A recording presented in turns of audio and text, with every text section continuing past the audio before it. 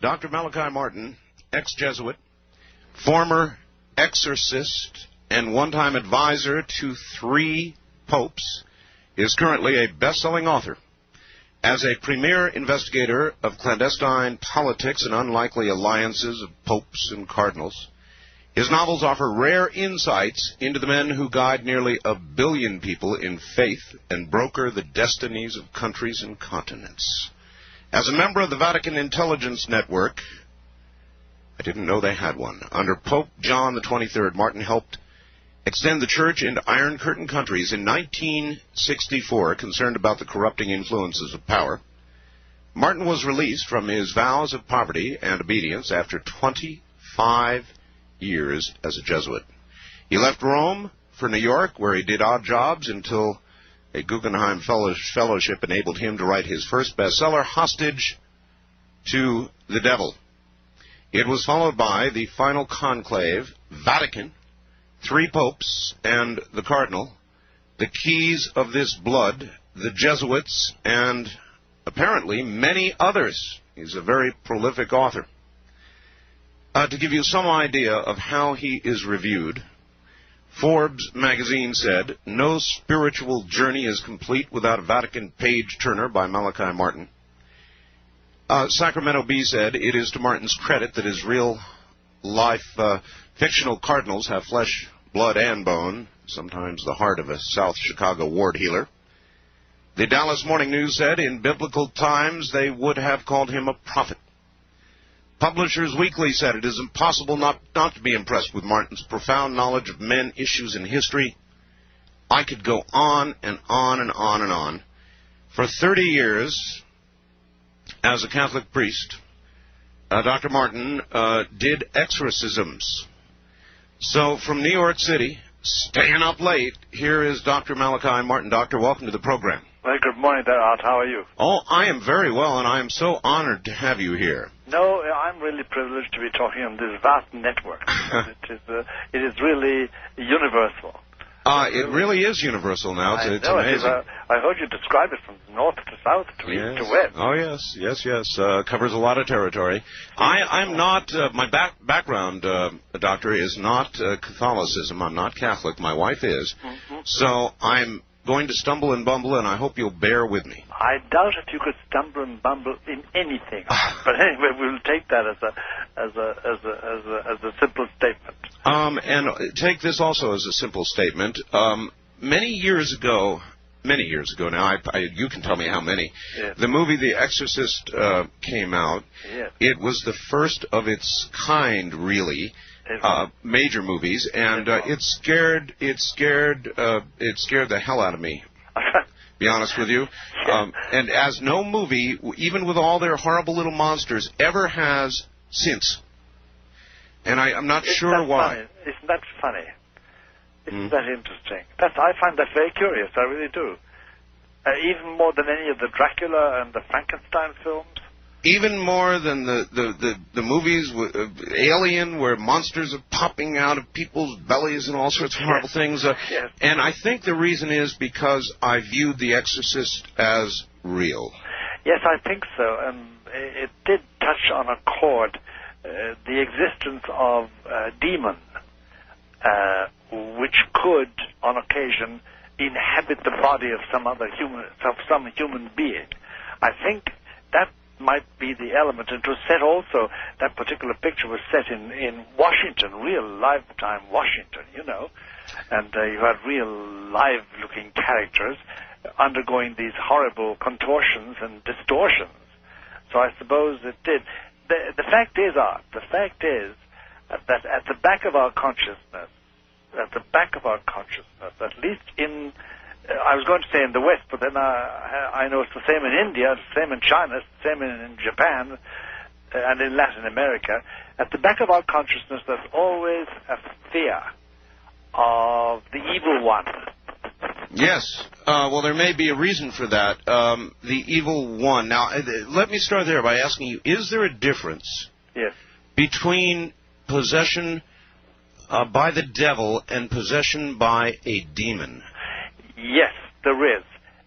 you see, the mythology or the legend or the doctrine or the teaching, whichever you want to regard it as, it holds that there is a major evil spirit called Lucifer. And there is another one called Satan. And they are accompanied by, or they are among, many, many smaller demons. And these do attack and possess human beings in their will and their intellect. That's the general sort of picture you get from books and studies and doctrine and teaching about the devil and about evil. And I think, what I was saying was that I think at the edge of our consciousness there's always the fear that perhaps indeed there is such a thing, if we don't believe it. We Catholics do hold it, and Christians in general do hold it, but there's a consciousness, there's some evil spirit at work, it could be, in our world, and we're afraid of it. And that it can, according to the belief in many parts of the world and in many parts of history of man, there is the possibility of being possessed, of one's body being dominated by such an evil spirit and used for nefarious ends. Doctor, is the devil a fallen angel? Is that correct? That's the idea. They are all fallen angels. The idea is that once upon a time, 1/3 of the angels of God revolted against him and were condemned to hell and became demons.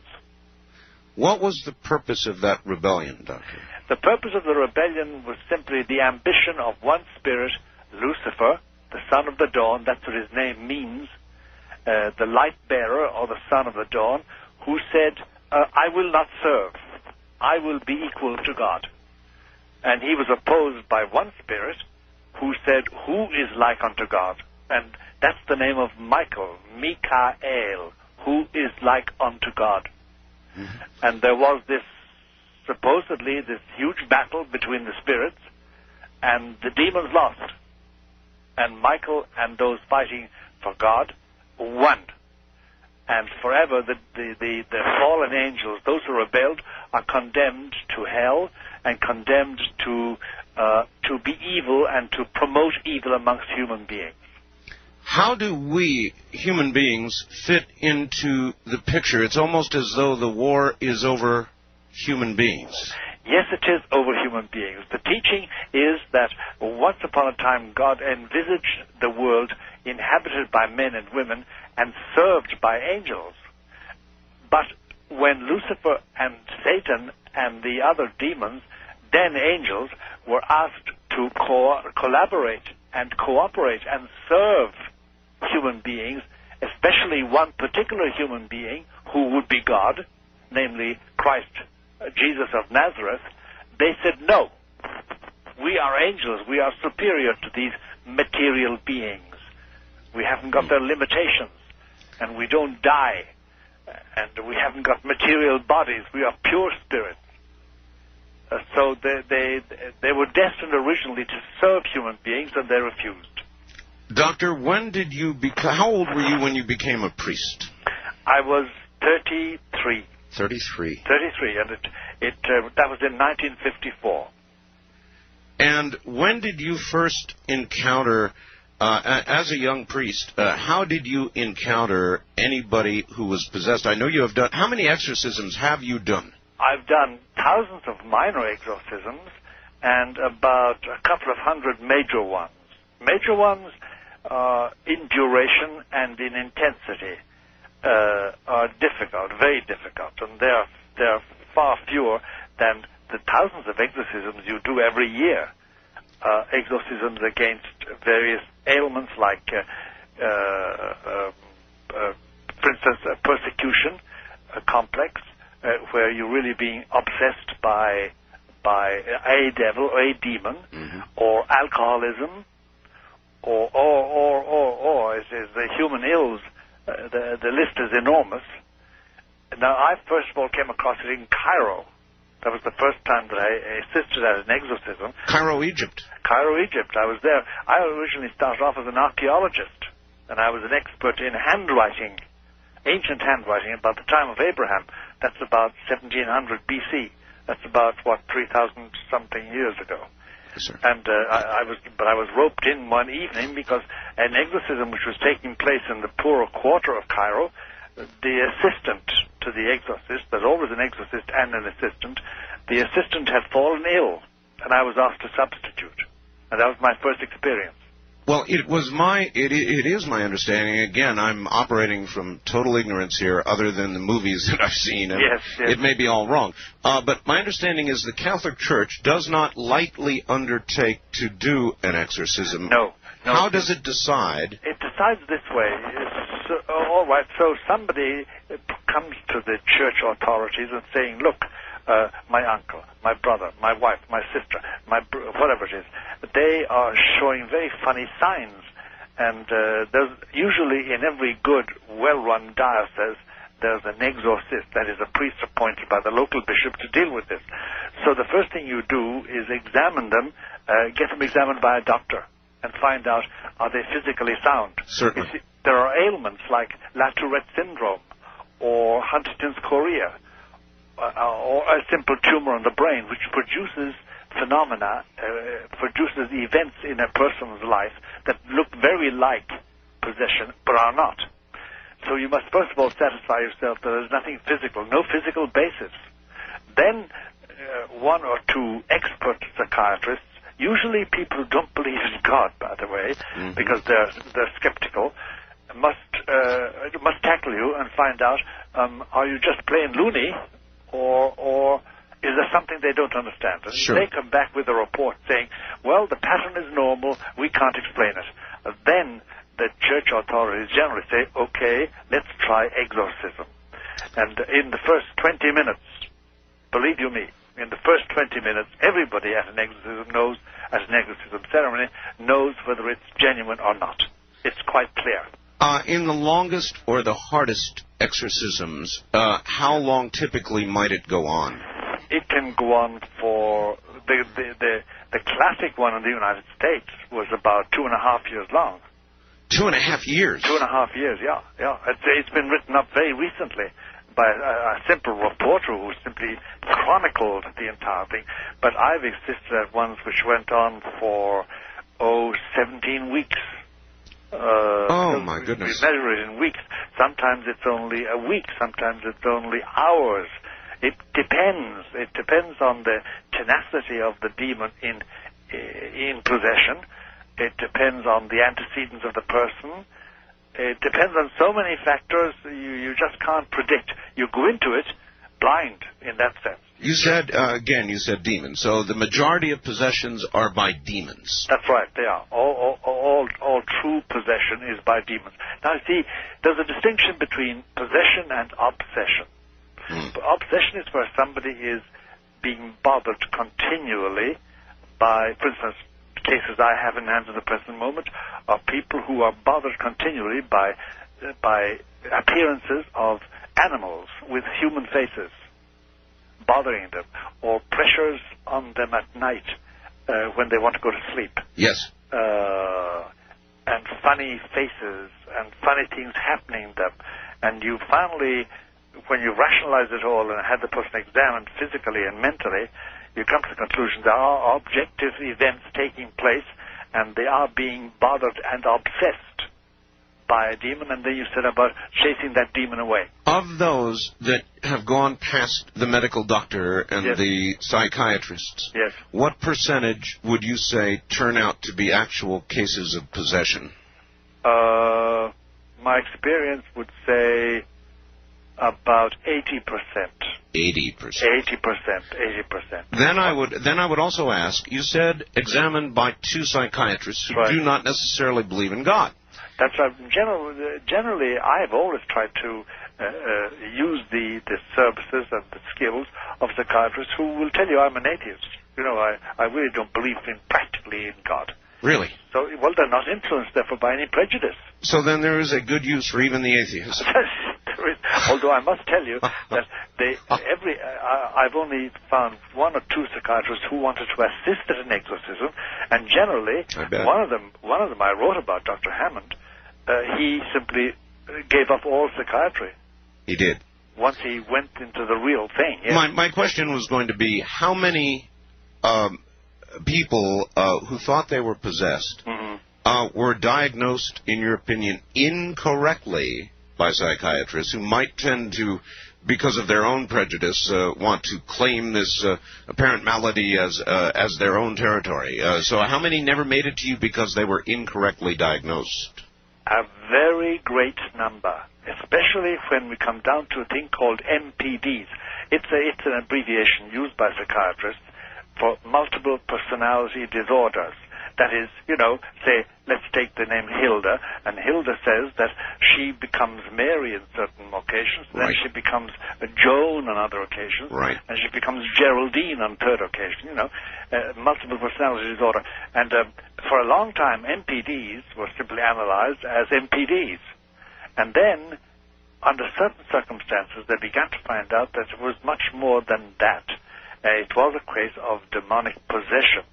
And that has to be very carefully distinguished, because you can make a dreadful mistake and think a true MPD is possessed, or vice versa, that a person really possessed is an MPD. Well, then I would ask, I guess, can a person be possessed by more than one entity? Oh, yes, and the same demon can possess three people at the same time. Oh, my.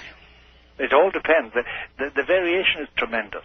And nobody, you see, Art, this is a very dirty, unhealthy, inhuman, insalubrious, wicked, and unnatural process and event. And nobody should touch it with a barge pole except somebody trained, and even then to be very careful, because it's highly dangerous.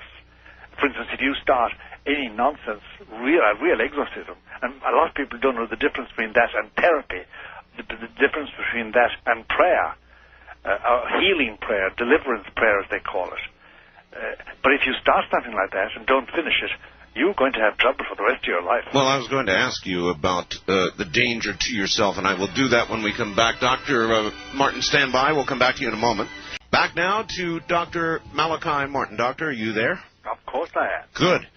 Good. Into everything. I'm fascinated. Doctor, is there now, or is there going to be, an Antichrist? Whether there is now is a question. There is going to be an Antichrist, and I think the best thing we can do is talk about his public appearance. All right. Because he may already be in existence. For me to say he is in existence would immediately provoke the questions, where is he and what is he doing? Yes. And I want to avoid that. Yes. But he will be manifest publicly within a reasonable amount of time. Most people who are 20-something or 30-something will come across Antichrist in their life. I'm 76. I may not. How will we know him? We will know him by two main qualities. First of all, he will arrive at a time when we as a race have what looks like insuperable problems. Supposing we discover we have really insuperable environmental problems. Yeah, yes, sir. Supposing we find we have insuperable health problems, a disease, yes, wasting nation after nation. That's the first thing. He will have solutions for those problems. He will have wise solutions that are real solutions. And number two, the result of his intervention and the results of his solutions will be such that people will say, you must be God. And he will accept that attribute. He will accept that. Yes, he will accept that. Those are the three marks of the Antichrist. Well, you've already done it to me. You're already giving me chills. I've been a talk show host, Doctor, for about, in this incarnation, 13 years. That's a long time. Doing this program. And in the last several years, Doctor, I've begun to observe something that I just picked a word and I began to call it the quickening. And it's a very good word, Art. Yeah, it's a very discerning word. You must speak from experience. Well, you must. I speak from watching the news of what man is doing by the day, yes. Doctor. And by this quickening, I mean socially. I'm watching these horrible things happening. Yesterday is just an example. In Sacramento, a man was holed up and killed his 2 children in front of his wife, and then in front of his wife killed himself. This kind of senseless, mindless, unbelievable behavior socially. And it's not isolated. My God. I know it's not isolated. Politically, Doctor, I look around and I see no sense to what is going on. We have lost our way. We have lost our way. There's no doubt about that. Could I stick in something at this moment, Art? Could I make a remark? You may indeed. There is, in Scripture and in tradition, and by the way, I'm a Roman Catholic, so I'm not sort of dependent on the Bible as Protestants are, and that's their choice. But there is a thing called the mystery of iniquity, and it's a very constant teaching of the Bible and of religious men and women, and it's this: that evil is allowed from time to time to so dull the senses of men and women and to so disturb the equilibrium of their minds that they do crazy, real crazy, mad, bad things. Mm-hmm. And here is the point that gives me a chill. I'm 76, and I noticed that in the last 20, 25 years of my life, the incidence of such disequilibrium, the incidence of that seemed to be much more frequent than when I was younger. Yes. Much more, there are much more shocking things happen, and it's not that we're getting to know them. No. The world was connected at that time. Communications were slower when I was young, say when I was 25, or when I was 20. But everything, all the news got around, but we never heard such a plethora of shocking, unbelievably violent, unnatural happenings to ordinary people. So the mystery of iniquity seems to be pressuring, and the idea in the teaching about the mystery of iniquity is that there is a darkness, a mental darkness that closes in and makes ordinary people do the most extraordinary and shocking things. Well, that's one part of it, a horrible, scary part of it, but also you mentioned the environment. Yeah. I've been monitoring stories lately, Doctor, about the ozone, about deformed frogs, which are said to be an indicator species. I have had people on from various disciplines that you may not agree with who call themselves remote viewers, to prophets, to Native Americans, and frankly, they all tell a very similar story with regard to what they think is immediately in front of us in the next few years. I happen to agree with them. I happen to have gone further in my thought than merely agreeing with them. I think there is a case of radiation.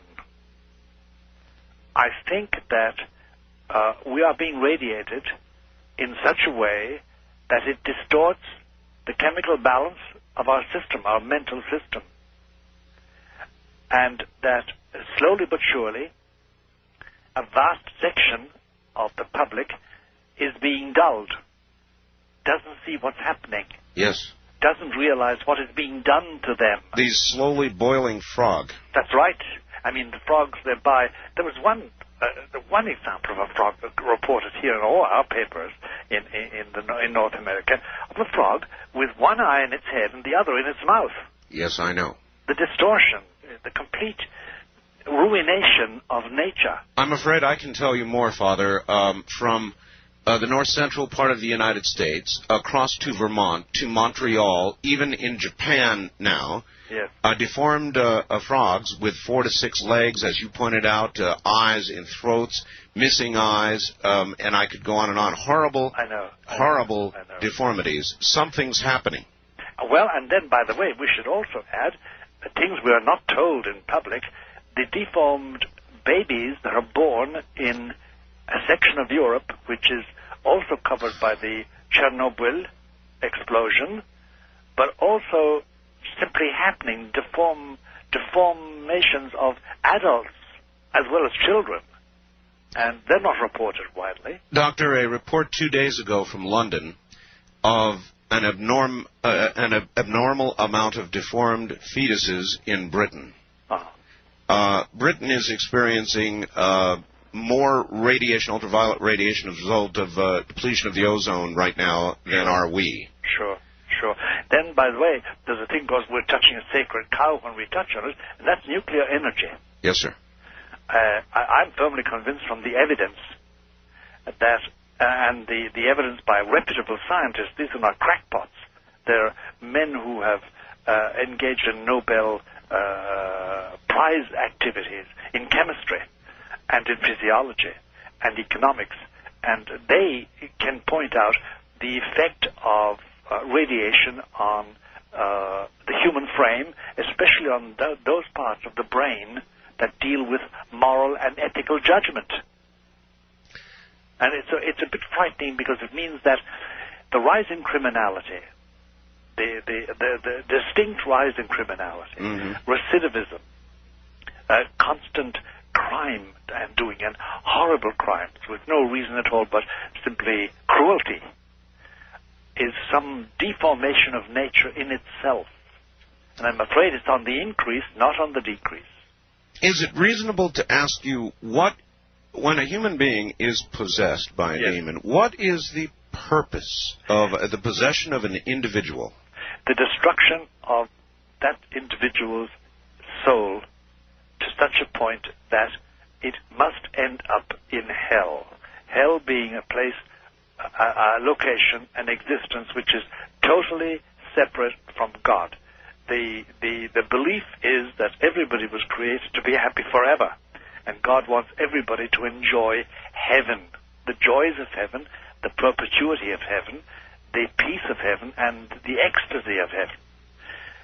The demons, excluded from that and barred from it because of their rebellion, want to make sure that as many human beings as possible don't attain it. And that is done by possession, and possession is a funny thing. It's a funny operation. It never starts suddenly. You don't wake up in the morning and say, gee whiz, I'm possessed. You know, it doesn't happen like that. It's like any addiction. It's like anything that happens slowly. It's bit by bit. Bit by bit, I cede control of my will and my intellect to a demon. And one day, the possession is complete. Is this a fight, Doctor, between an individual's will and that of the demon? Well, usually, to be more accurate, it's a fight between the will of the exorcist and the will of the demon. Well, I guess I meant before you or somebody like yourself has met up with this possessed individual, as the process of takeover is underway, is it a fight between the person's... Yes, it is, between the person's will and the demon intending to possess.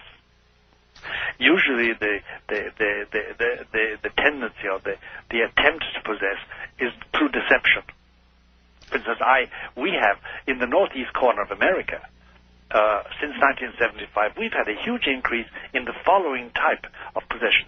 A young man, say 30-something, 40-something, a young woman, will come and say, look, when I was in college, when I was studying, when I took up residence as a doctor, a lawyer, whatever it was, I made a pact with the devil. I needed money. I needed a position. And I asked him to help me, and he did, but he took over my will and my mind. Now I want to get rid of it. How do I get rid of it? Well, we have an increase in that phenomenon, which I never thought we had. Some of them don't even believe in God. Some of them are Jewish, some of them are Buddhist, some of them are Christian, some of them are Protestants or Catholics. There's no profile of the possessable person. Once you have issued such an invitation, is there any way to go back? If it has been taken up, then your only recourse is exorcism, that we know of. There may be other recourses. We don't know of any recourse, except that. Are there cases in which a possession is not obvious. Yes, I would imagine there are many where the spirit has simply won and is in firm control. I would think that the people who come to you are those who are sort of in the middle of a giant battle. That's right. When you find somebody, the typical things of somebody throwing themselves on the ground or cursing and spitting and protesting and defecating, urinating, and all sorts of protest. What they're doing is protesting, saying, help me. Yes. Help me. The perfectly possessed, we call them, the perfectly possessed, are those that are completely at peace. And I've known several of the perfectly possessed, and I avoid them like the pest. And you know them only by almost accidental means. Sometimes they're perfectly normal, by the way, and they've got great business property. They're married, they have children and wives, and they put down responsible jobs. There's nothing wrong there. Now and again, just now and again, it's as it were, a veil is drawn aside, and you see somebody you don't know at all. You just don't know this person, this man, this woman. And there's a completely alien look, a completely alien attitude, and they breathe alienation. And you know then, if you have a nose for it, you know then that they're perfectly possessed and there's nothing to be done about it. The first man I knew like that was called Beedham, John Beedham, and it was a frightening experience because I had known him for years. In other words, their pact, their deal, they are at peace with and comfortable with their deal. Right. That's right. And they have passed through the usual Satanist rituals too. The three Satanist rituals: the power of inflicting pain, the power of hating, and the power of burning fire. Fire is part of the Satanist and the Luciferian development. And they've passed through all those with flying colors. Doctor, I want to circle back for a second. Sure. You scared me quite well. You said, and this was going to be a major question for you this morning. Yes. I talked to you about the quickening. Yes. I didn't even get to all the facets. To yes. me, it's many, many things. But you said there was a huge increase yes. in the number of possessions, and I was going to ask you that. To me, that just adds to the pile. That is true. There's more now. It's about, since 1975, when I really started in earnest exorcisms in the United States, it's about 800% increase in frequency. Oh, in my. frequency. And it's extraordinary. It's extraordinary. And the one part of the phenomenon is this, Art, that now, for the first time, exorcists and psychiatrists are working closely together, and I work with psychiatrists. I do the spiritual side of it, and they do the psychiatric end of it. There's always a psychiatric preparation and follow-up after an exorcism. You mentioned that one psychiatrist simply gave up psychiatry. That's right. I gave him a code name of Hammond. That's not his real name, but he was very, very skeptical about it all. And finally I said, okay, doctor, look, if you insist, but you must have some protection. He wasn't a Catholic, by the way.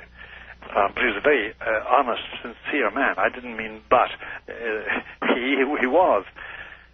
And once he went through it, that was it. He would never touch another possessed person. He would never touch psychiatry ever again. He went off and did something else. He was a qualified doctor and became an only MD. And confined himself to that. Doctor, how frequently do you think psychiatrists who are treating patients, or what percentage of their patients might indeed, instead of suffering psychiatric problems, be suffering some form of possession? Well over 50% of the cases I have observed. Wow. Well over 50% are really possessed by demons, and of course nothing can be done about it. They're diagnosed as schizophrenic or as MPDs, or as whatever, and there's no succor for them. There is no succor or help for them at all. When you have done your job, and when we come back from the top of the hour, we'll talk about what an actual exorcism is like. I guess I want to know. But when you have done your job, and it's all over, and the demon leaves, where does that demon go? Well, let me gently but firmly sort of put in a corrective there, Art, from the point of view of an expert. The demon has been deprived of a place, a location, a human person, in which to exercise power. Therefore, they're confined to where they originally were, which is hell. They go back merely to suffering, because their suffering is intense and perpetual and non-stop. They have had a chance of exercising power outside of their tortures, and indeed, the evil they inflict is a way of their getting their own back in some way or other, even though it doesn't relieve their pain. So they are punished for their failure. That's right. They're punished. And that's why in the Gospel, for instance, you have the evil spirit saying to Jesus, no, don't send us back to hell. Send us into these pigs. Do you remember the swine of Gerasene? Yes. And they rushed over the precipice into the water and drowned themselves. They could possess something. There's a sort of relief, a temporary relief in not being condemned purely and simply to suffer in hell. And therefore they want something to inhabit. And Christ himself said that, and St. Paul says, and St. Peter, and I love the things in the New Testament say that the devil goes around seeking whom he may devour, like a lion, whom he may possess. And I must tell you that the enormous increase, about 800% over what it used to be in our small area, because it's only a small area we do, the northeast corner. Mm-hmm. And it is a huge increase. And here's one more thing to say, Art, which may sort of provoke a whole string of questions. Possession of the real diabolic kind is generational. Generational. Aha. It's generational. Passed on. It's passed on by training. And it's a dreadful thing when somebody comes in who are perfectly respectable, good, normal American families, and they have reared their children to be Satanists and to accept possession, and they would, unless they stopped themselves, pass it on to their children. And it's been going on for well over 200 years. All right, Doctor, hold it right there. Relax. You've got 8 or 9 minutes. I need 8 or 9 minutes after this. And we'll be right back. And when we come back, we will ask you about that, and we will ask you about an actual... All right, let me tell you a little bit about Dr. Malachi Martin. For those of you who just joined, Malachi Martin, ex-Jesuit, former exorcist, one-time advisor to 3 popes, presently a best-selling author, as a premier investigator of clandestine politics, unlikely alliances of popes and cardinals. His novels offer rare insights into the men who guide nearly 1 billion people in faith and broker the destinies of countries and continents. As a member of the Vatican Intelligence Network under Pope John the 23rd, Martin helped extend the Church into Iron Curtain countries. In 1964, concerned about the corrupting influences of power, Martin was released from his vows of poverty and obedience after 25 years as a Jesuit. He left Rome for New York, where he did odd jobs until a Guggenheim Fellowship enabled him to write his first bestseller, Hostage to the Devil. It was followed by the final conclave, Vatican, 3 popes and the cardinal, the keys of this blood, the Jesuits, and many, many more. Born, by the way, in Kerry, Ireland, in 1921. He has done many, many exorcisms, and that is generally what we're talking about right now, and possession. I'm trying to understand possession. And we left off last hour talking about the fact that it apparently is generational. Doctor, generational possession. Yes. Yes, it's... let me explain that. It's not that possession is passed on with semen, passed on with genes. No. It's that the same demon inhabits the members of the same family for generations, consensually. He is nourished by them and kept by them and satisfied with them. The children are trained in it, and they perpetuate it in their children. It has gone on for generations. It's generational. And sometimes unwillingly, we have cases in hand, for instance, of daughters to whom their mother attached her familiar, her evil spirit, and then we have the job of ridding them of that. And it takes time, and it's painful and anguishing. How does a person know? Does a person know? I mean, is in the mind or the soul of the possessed? Yes. Is there always knowledge of that possession?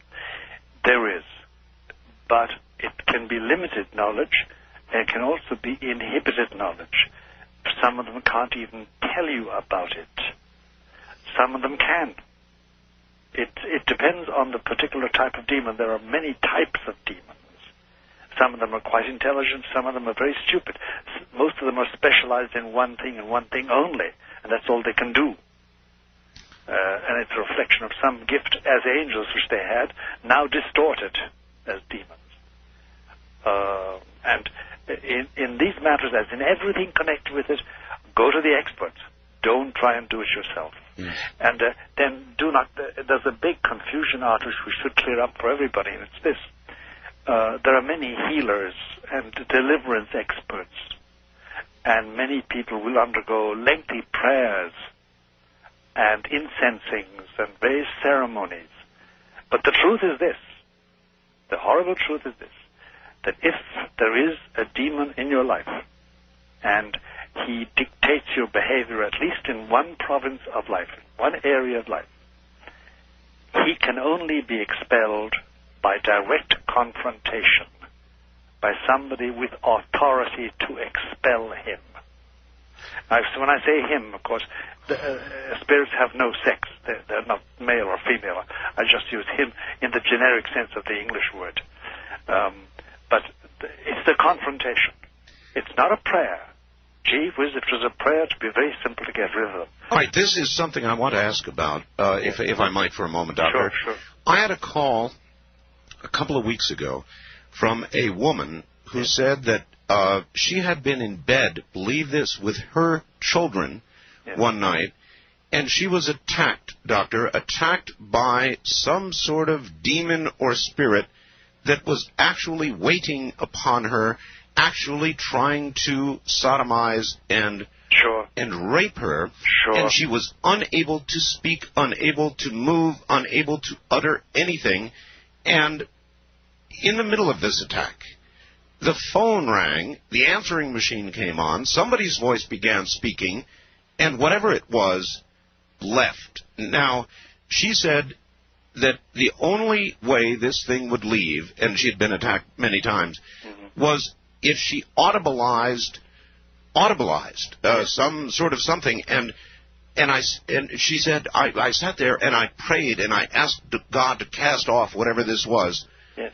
And it would not go. And my question was, and I pondered after the call, it was a very serious, very scary call, yes. And I pondered afterwards, if God hears our prayers, those cast silently forward, then why would God not hear a silent plea, a scream, as it were? Why must something like this be audibilized? There are mysteries about this entire situation to which we have no answer. But there are laws. He has set up laws governing the existence of man and woman, and one of them is that audibilizing something does make a difference.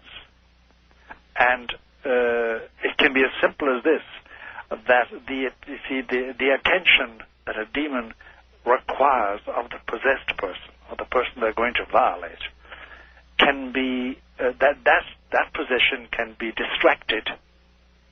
Their will can be diverted, their mind can be diverted from being, as it were, hypnotized, being held by some audible voice message from another normal human being. And God knows what grace of God that voice brings with them. But that it does happen, that audibilization does have an influence, there's no doubt about it. There's no doubt about it. And there's no specific answer as to no specific answer. And Art, there's the biggest problem is, who is possessible? And people are always asking me, am I liable to be possessed?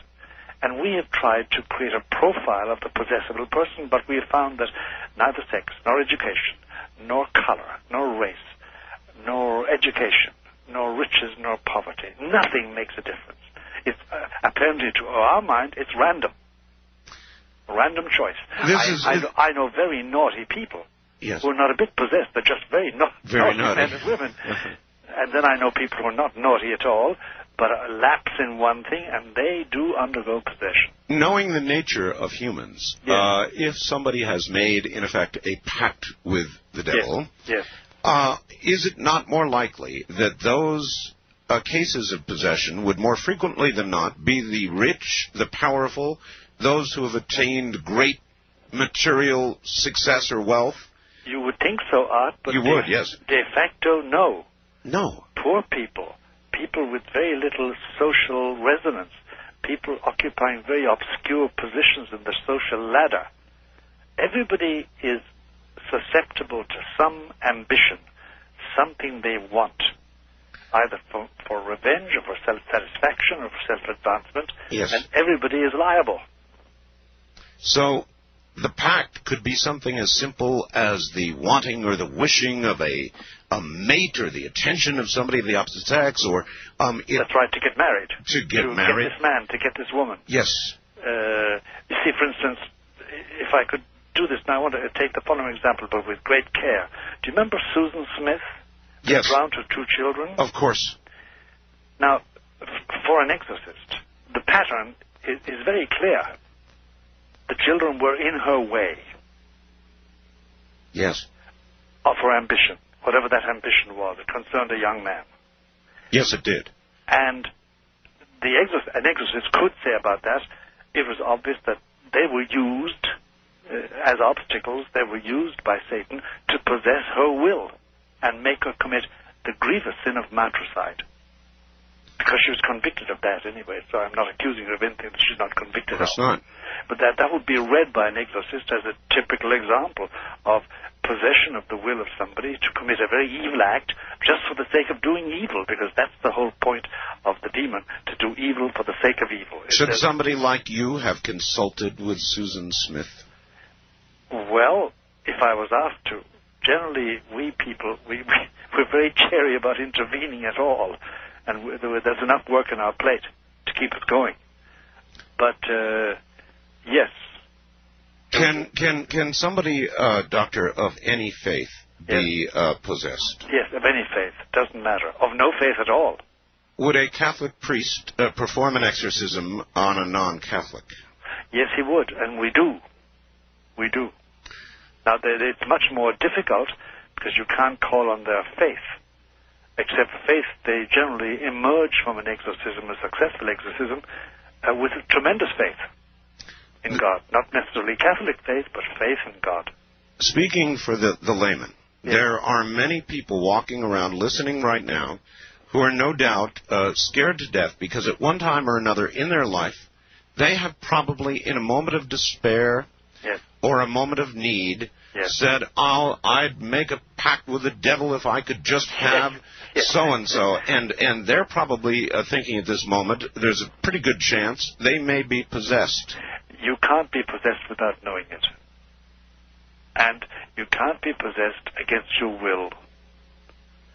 You may wish all day and all night for the devil to come and sign a pact with you, as it were, a Faustian principle, like Mephistopheles in the play of Goethe.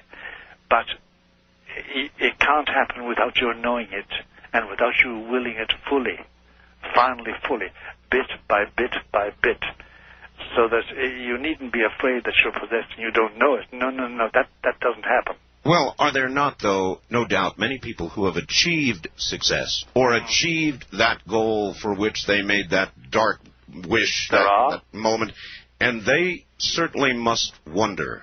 No, they know. They know. They know. They know. They know full well. And that's the darkest secret of their life. The dark, indeed. That sets them apart from wife or husband or lover or mistress or brother or sister. And you say you have seen these people. You know these people when you see them. Oh, yes, you do. You meet them in the street. You meet them in cocktail parties. You meet them at dinner parties. You meet them at meetings and conventions. And, of course, I must tell you that I get out of their way. I have enough of it. I don't want to confront them. I don't want to have anything to do with them, unless I have to professionally.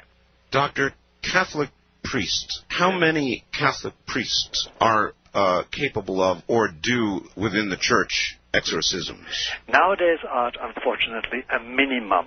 As you know, in the last 25 or 30 years, belief in the devil, belief in evil incarnate, in an evil spirit, belief in hell, belief in the demons, the existence, and the activity, say, of Lucifer and of Satan. They're distinct demons, by the way. People often confuse them, but they're distinct demons.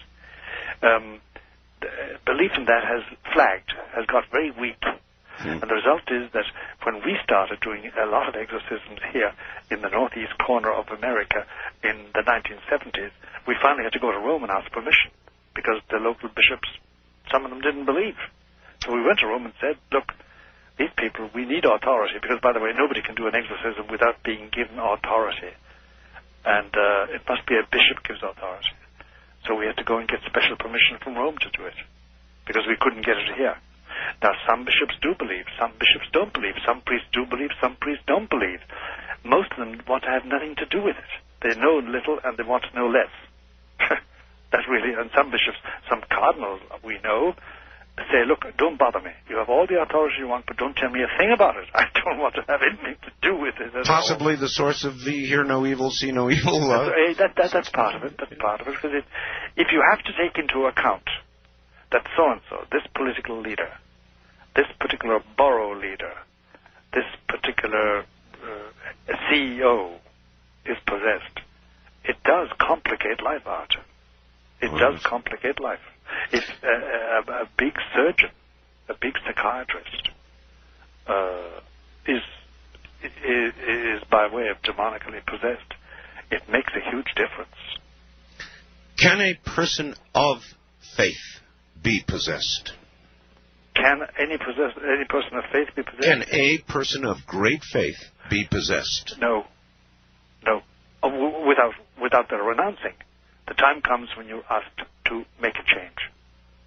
You can't be possessed against your will, and if your will is strong in your faith, you can't be possessed. You can be obsessed, you can be bothered, you can be harassed. Yes.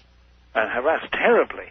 And the major portion of cases that occupy my daily dealing with this are cases of obsession and harassment. And it's terribly distressing. What about the demographics of possession? We saw The Exorcist. Can a child be possessed? No, except unless in exceptional cases you have children born and quickly developing at the age of 4, 5, with a will as strong as a person of 25, really. Mm-hmm. And they can undergo possession, but it's rare. It's very rare. They can be harassed and obsessed, and that usually generationally on account of the parents, on account of an aunt, on account of an uncle. How, let's see, what's the right word? What word am I looking for? In a generational case of possession, does the parent actively teach this child in the dark ways? Yes, they assign the child to their demon. They're satisfied with that. The demon becomes what they call a familiar of theirs. And they give it a name. They call it Philip, they call it George, they call it John, they call it James, they call it Mary, whatever. And they assign the child to it. They teach the child to do obeisance to it. And they make the child participate in ceremonies, Satanist ceremonies. Wow.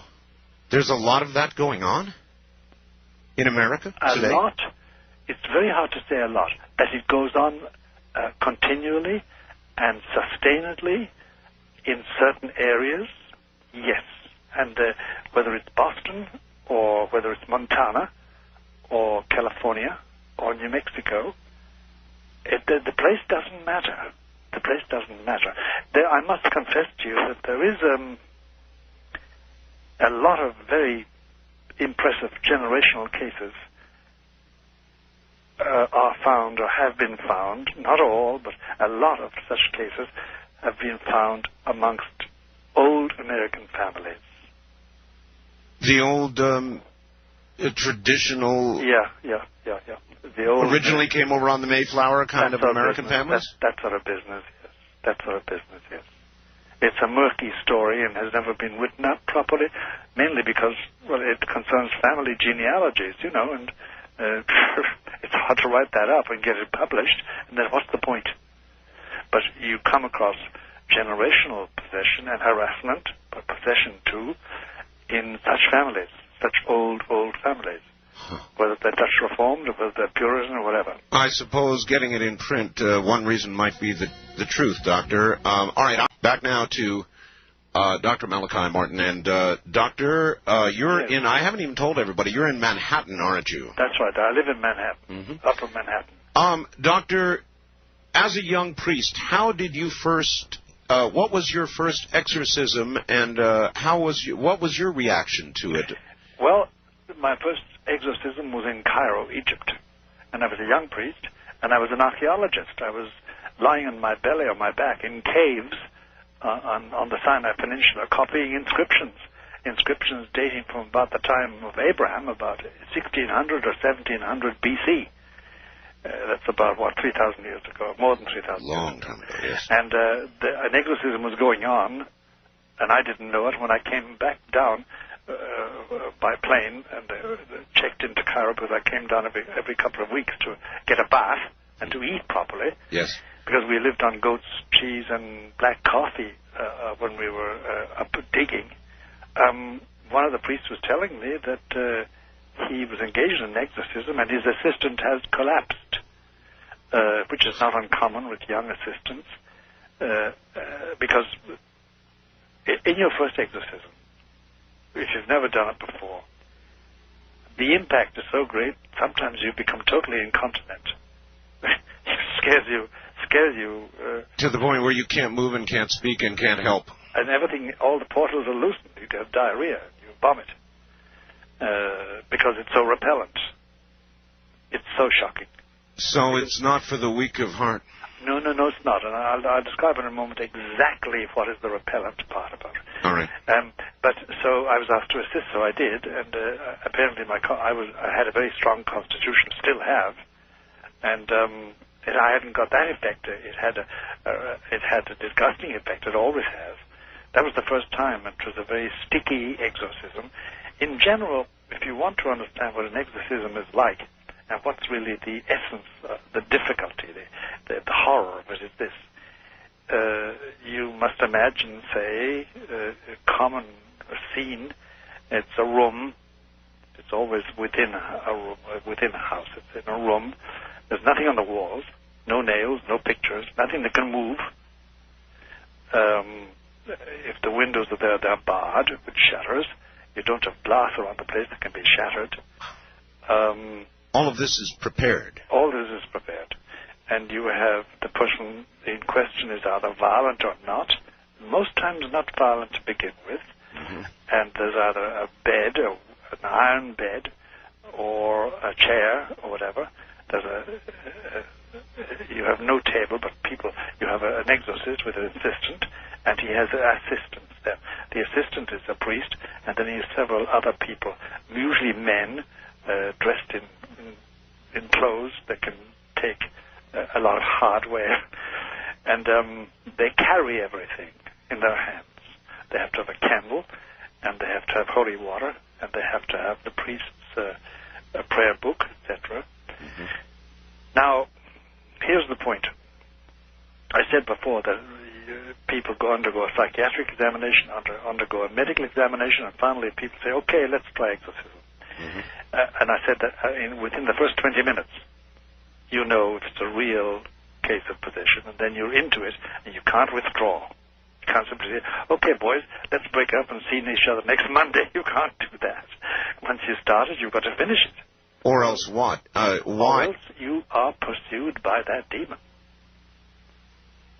You are pursued. The yes. exorcist. That's right. And everybody in that room has troubles. And the troubles can be can be extraordinary. I mean, I've seen assistants trying to hold somebody down and dropping the person and looking at each other because the possessed person will start telling one man what the other man did to his wife. Oh, boy. Oh, yes. Yes, we've been through that, too. And sometimes it's a lie, sometimes it's true, sometimes it's an exaggeration. Anyway, but after the first 20 minutes, what happens? In that 20 minutes, the following happens. Now, the temperature of the room may change. There may be a horrible smell. There may not be a horrible smell. All those are incidental things.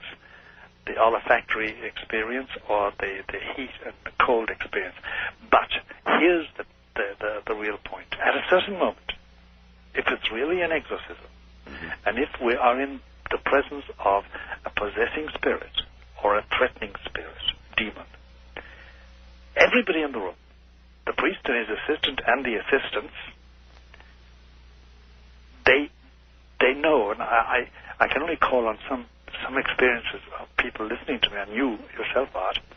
You know there's something in the room that wants you dead, but dead.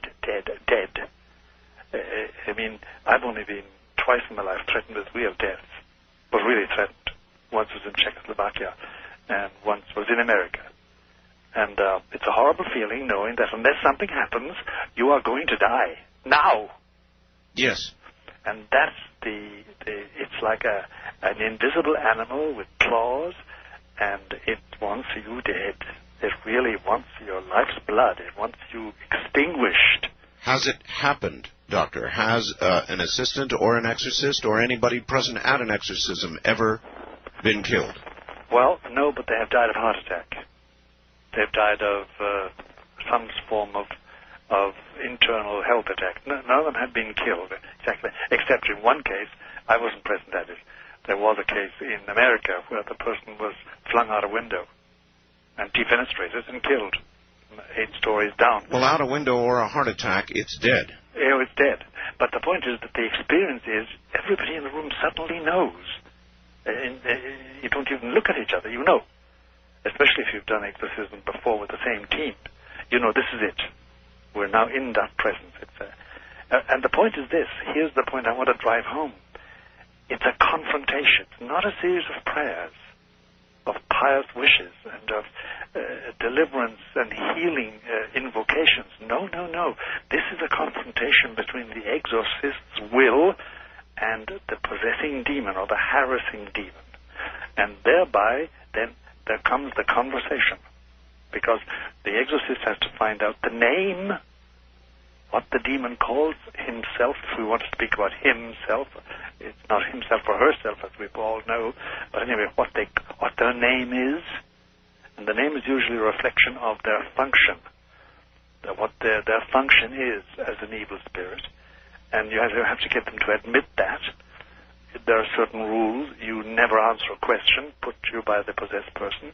You always fling a question back at them. How do you know when you are speaking with that demon? It is impossible not to know it once the person starts talking. It is impossible not to know. You know. Everybody in the room knows. And it's not a change of voice. Sometimes the voice is a big change in the voice. Sometimes it's a small change.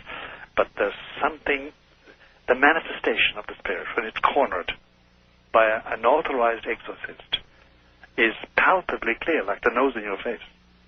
Everybody knows. And there's no deception about it. And it has this bone-chilling effect. So it's like a war.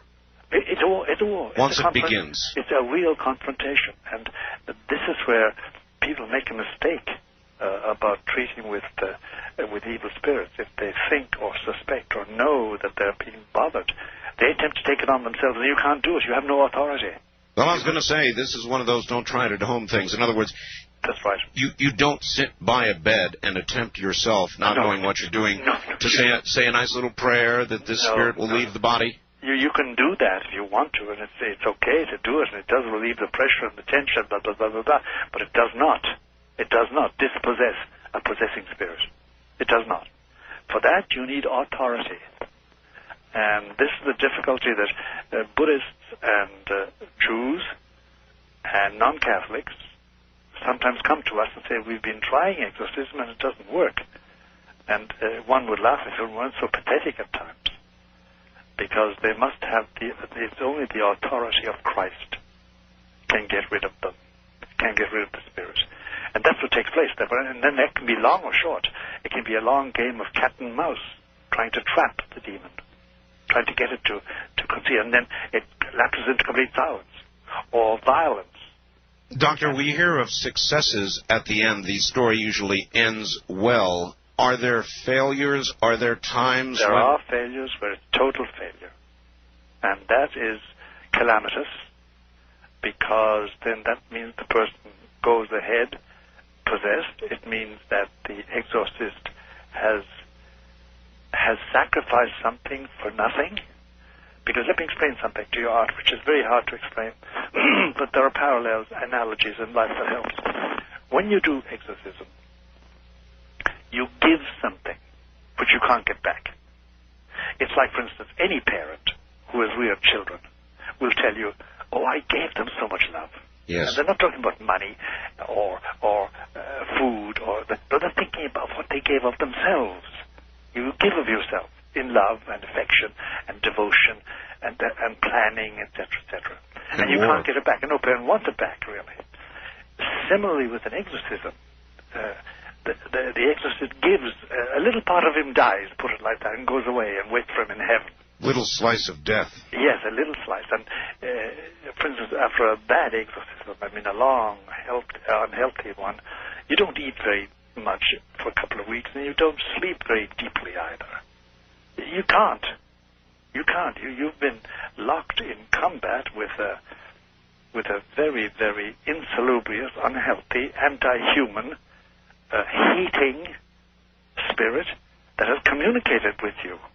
For those not of faith, are there, during the course of exorcisms, actual physical manifestations in or near the person or around the person or in the room, as in the movie? Do things ever move? Do you actually...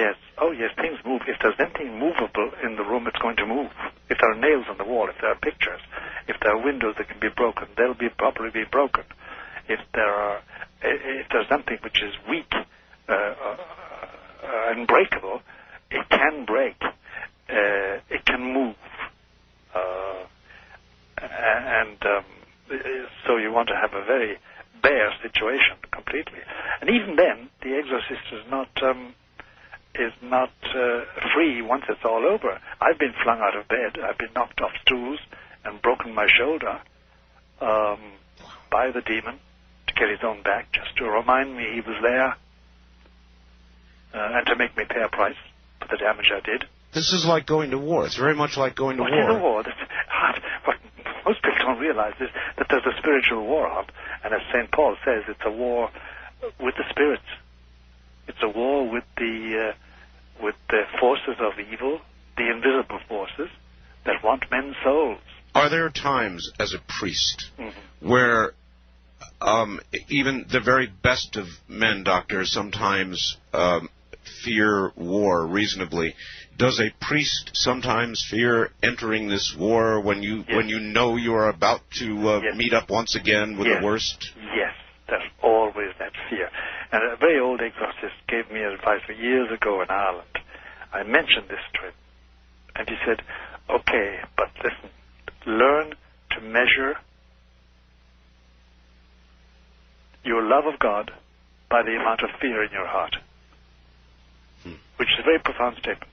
It is, yes. Because it depends on how much you love God. And if you really love Him as Father, as Savior, and as final end of everything, and as the beautifier, and as the creator of nature, the creator of all beauty in our lives, it can expel fear. But if you nourish fear, fear can grow and not quantitatively, but it can equal or surpass the amount of love you have in your heart. And then you're in danger, because that fear is going to make you despair. That fear is going to make you timorous. That fear is going to make you vulnerable. Vulnerable. Love is the only thing that can cure it. Love is the only protection we have. You mentioned there were priests who do not believe that people are possessed. That's right. That's right. Do they carry that belief because of fear, do you think, for the most part, or? No, Art. The cases I have known are priests whose faith has been diminished. See, faith is not a quantum, like a bank balance or something in your pocket or clothes you wear. It's a dimension of soul. And that dimension can be greater or less, greater or lesser. And it can be diminished by infidelities, by sin, by fecklessness, by carelessness. It can be increased by virtue. It can be increased by good actions. It can be increased by the grace of God. But it's usually because of the lack of faith. Faith. When they think that there's no such thing as evil, really. That it's okay, do what you like, just don't frighten the horses. But there are iron laws, though. God has laws. And he doesn't allow them to violate it. You can violate them, but you're going to pay the price. And one of the prices is that you slowly but surely edge towards that region of human existence where the demons are dominant. And they will satisfy you. They'll give you a good life. But you end up, they're a prisoner. They're a prisoner. Is there ever a case where the person who is possessed dies in the course of the exorcism? Yes, it has happened. And it's caused untold trouble because there's usually a lawsuit. But that's why we are very careful as regards the medical condition of the persons that we exorcise. What has been, you say there's a lawsuit. Well, I mean, the husband or the wife or the boy or the friend or the son or the daughter sue the priest. Sue the priest? Yeah. For having put their relative through an experience that caused them to have a heart attack, caused them to have a coronary, whatever.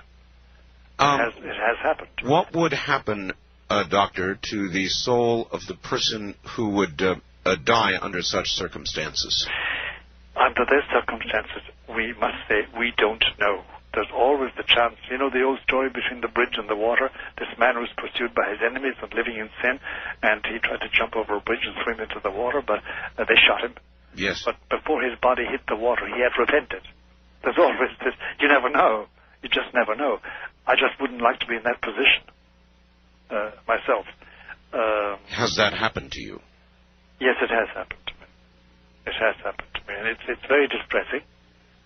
And then I've been asked to go to see people who are possessed by their husband or their wife or their brother or their sister and come away empty-handed. They simply told me to go to hell. Literally. Literally? Literally. Well, that would be one pretty good sign, wouldn't it? I mean, it's just not something you do to tell a priest to go to hell. It's very discouraging. Very discouraging, and they do it with great hate. Great hate. Well, as I say, wouldn't that be a very clear sign? It is. It is, Art. And so if you are told to go to hell, to get out of here, I don't want anything to do with you, which I can imagine more than not you might be told, then what do? Well, you go away and you pray. But, you see, for instance, if I go into the greengrocer and I find the milk he's supplying me is rotten, and say, listen, this milk smells highly, he can say, listen, buddy, get the hell out of here. That's one way of, that merely means stop bothering me. But if somebody tells you in the way that it does happen now and again to an exorcist, please go to hell. Because that's where I'm going. I want to be with the prince. And now I'm quoting a certain case to you. Then it chills your bones. Because you know you're up against somebody perfectly possessed who just is waiting to die and go home to his master. Have you ever wondered, Doctor, about your own heart, about your own constitution going into one of these? Yes, I have. Yes, I have. And my heart specialist has always warned me that there's a danger there.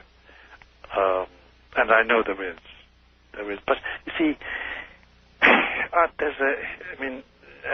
when you're over 70, You know, the amount of good you can do in this world is limited because you're no longer 20, 25, 30. And therefore, whatever good you can do, you do if you're wise. Because one day soon I'm going to take the high jump. As we all shall. As we all shall. So, even today, if you encountered it, you would still do it? Oh, yes, I would. Oh, yes, I would.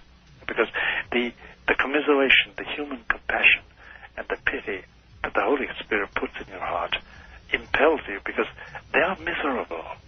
And they make appeals to you, unless they're completely possessed. Doctor, hold tight, relax. Well, all right, there are stations that are just joining us now. You have missed 2 very important hours, and it's going to be impossible to catch you up, but we'll try. Malachi Martin, my guest, is an ex-Jesuit, former exorcist for many, many years, and one-time advisor to 3 popes. He is now a best-selling author as a premier investigator of the clandestine politics and unlikely alliances of popes and cardinals. Dr. Martin offers rare insights in his books into the men who guide nearly 1 billion people in faith and broker the destinies of countries and continents. As a member of the Vatican Intelligence Network under Pope John the 23rd, Martin helped extend the Church into Iron Curtain countries. In 1964, concerned about the corrupting influences of power, Martin was released from his vows of poverty and obedience after 25 years as a Jesuit. He left Rome for New York, where he did odd jobs until a Guggenheim Fellowship enabled him to write his first bestseller, Hostage to the Devil, followed by the final conclave, Vatican, 3 popes and the cardinal, the keys of this blood, the Jesuits, and others. He has been reviewed by many. Forbes said, no spiritual journey is complete without a Vatican page-turner by Malachi Martin. Sacramento Bee said, it is to Martin's credit that his real-life fictional cardinals have flesh, bone, and blood, sometimes the heart of a South Chicago ward healer. The Dallas Morning News said in biblical times they would have called him a prophet. He just described in great detail what exorcisms are like. Doctor, are you there? How you've held up through great exorcisms. How are you holding up this morning? Very well indeed. I mean, this has been an exhilarating experience, Art. All right, I have a lady who would like to speak to you. She sent me a fax, Doctor, and I called her. She sent me the following. Yes. Art, please help me. If I'm not possessed, then I'm being harassed, tormented, used, abused, sodomized, all of it. I believe my mother promised me to her evil spirit. My family is an old American family. I converted to Judaism 30 years ago, and she sounded so much like somebody you described that I thought I would bring her on the air for a moment. Her name is Eva. Eva, are you there? Yes. You're on. My name is Eva. Eva? All right, Eva. I'm sorry. You're on the air with Dr. Martin. How do you do, Dr. Martin? Good morning, Eva. Can you hear me? Yes, very well. Yeah, thank you. Good. If you are in that condition, if you think you fulfill all those conditions in your life, you should apply to the local bishop, the bishop of the diocese in which you live. I don't know what that diocese is, and I don't need to know. San Francisco diocese. San Francisco, oh, yeah. Well, there may be a difficulty there because a lot of the clergy in San Francisco have given up any belief in the existence of evil, above all in the existence of evil spirits, and I wouldn't at all be surprised if the Archbishop of San Francisco is among those. Yes. I do not know, Eva. I don't work. I love San Francisco. I've been there several times in my life. I'd love to live there. Don't bother. I don't choose to be here. I know. I know. Well, that's what happens with most of us. Our place of living is imposed on us. But in any case, you have to apply to the local bishop for an exorcist. Now, you say that a person who is truly possessed is aware of it and has made a deal. Well, put it like this, yes. with conditions and restrictions, that's true of anybody who's possessed, partially possessed. Is or it a fully straightforward deal? What's that? Is it a straightforward deal? No, it's never straightforward. Never straightforward. No, it's never straightforward. You're always at the heel of the hunt in the matter. But you think it's straightforward, but it isn't. Oh, no. What I mean is what I'm trying to figure out. Yes. In a way, speaking with you is a dream come true. Uh-huh. And it's also a bit. Thank you very much for saying that. A bit of a nightmare. I know, Eva. Well, apart from anything else, I promise you that when I say Mass this morning, which I shall after this broadcast, I'll give you a first intention in that Mass. There was a time when I would have just laughed at that, but I know. I have tremendous respect for it now. You've acquired wisdom. My concern is for my grown married children. Oh, boy. And my grandchildren. I'm afraid to people that I become attached to or involved with, and that does include my family. Yes. Bad things happen, and I'm really afraid to be around people. I'm thinking of a few deaths in particular, and I know. Stuff happens. Eva, I know exactly what you're talking about. I know exactly what you're talking about, and my heart goes out to you. It really does. What can she do, Doctor? She must find a good priest. Doctor, I would like to ask you a question. Sure. One other time, I was listening to a talk radio program, and a woman was on who all you had to do was call up and say your name and your age or something, and she would sense these stuff about you. And I called. Yes.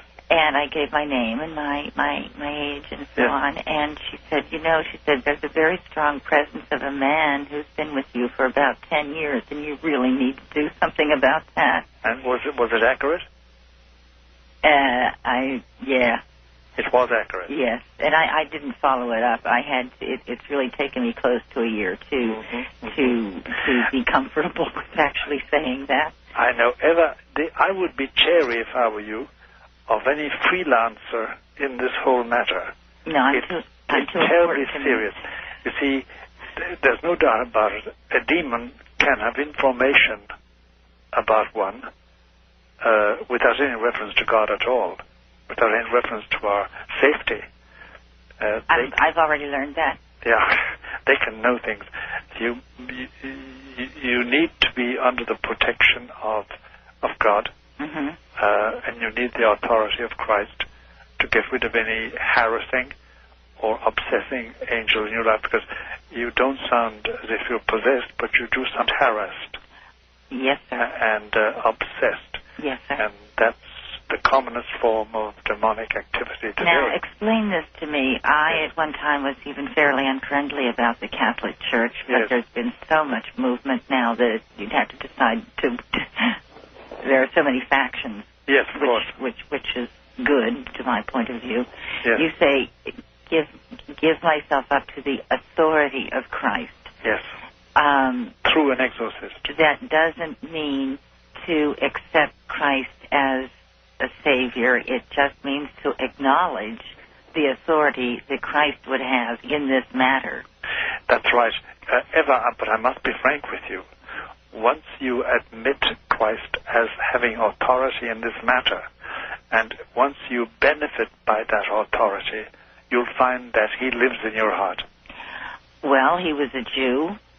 Emma, we are out of time and we must go, but I think the upshot here is seek the advice of the Church of an Exorcist. What I'm saying is that I don't eschew Yeshu. I just don't want to leave it on that note. I am not, this much I accept about Christ the man and what a wonderful, important man he was. So. Well, yes, you want to put it like that. But let's leave it at that, Eva. But I'll be praying for you. That's a promise. All right.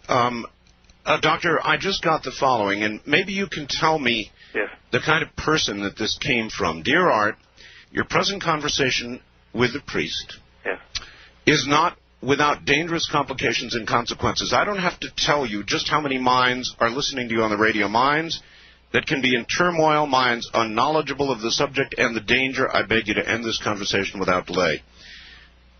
This is somebody who is afraid of what they're hearing. Yes, I can imagine that it would, to certain minds, represent a danger. But it can suggest things to people, and I'm sorry if it does. There's no suggestiveness in what you're saying or what I'm saying, but the outlining of a reality in our lives, the presence of evil, is surely something that we must admit and acknowledge and not be blind. So I appreciate their fears, but I think they're ill-founded. Doctor, during the course of an exorcism, what things or messages do you typically hear from a demon? In that process, in that war, in that confrontation, what do you hear?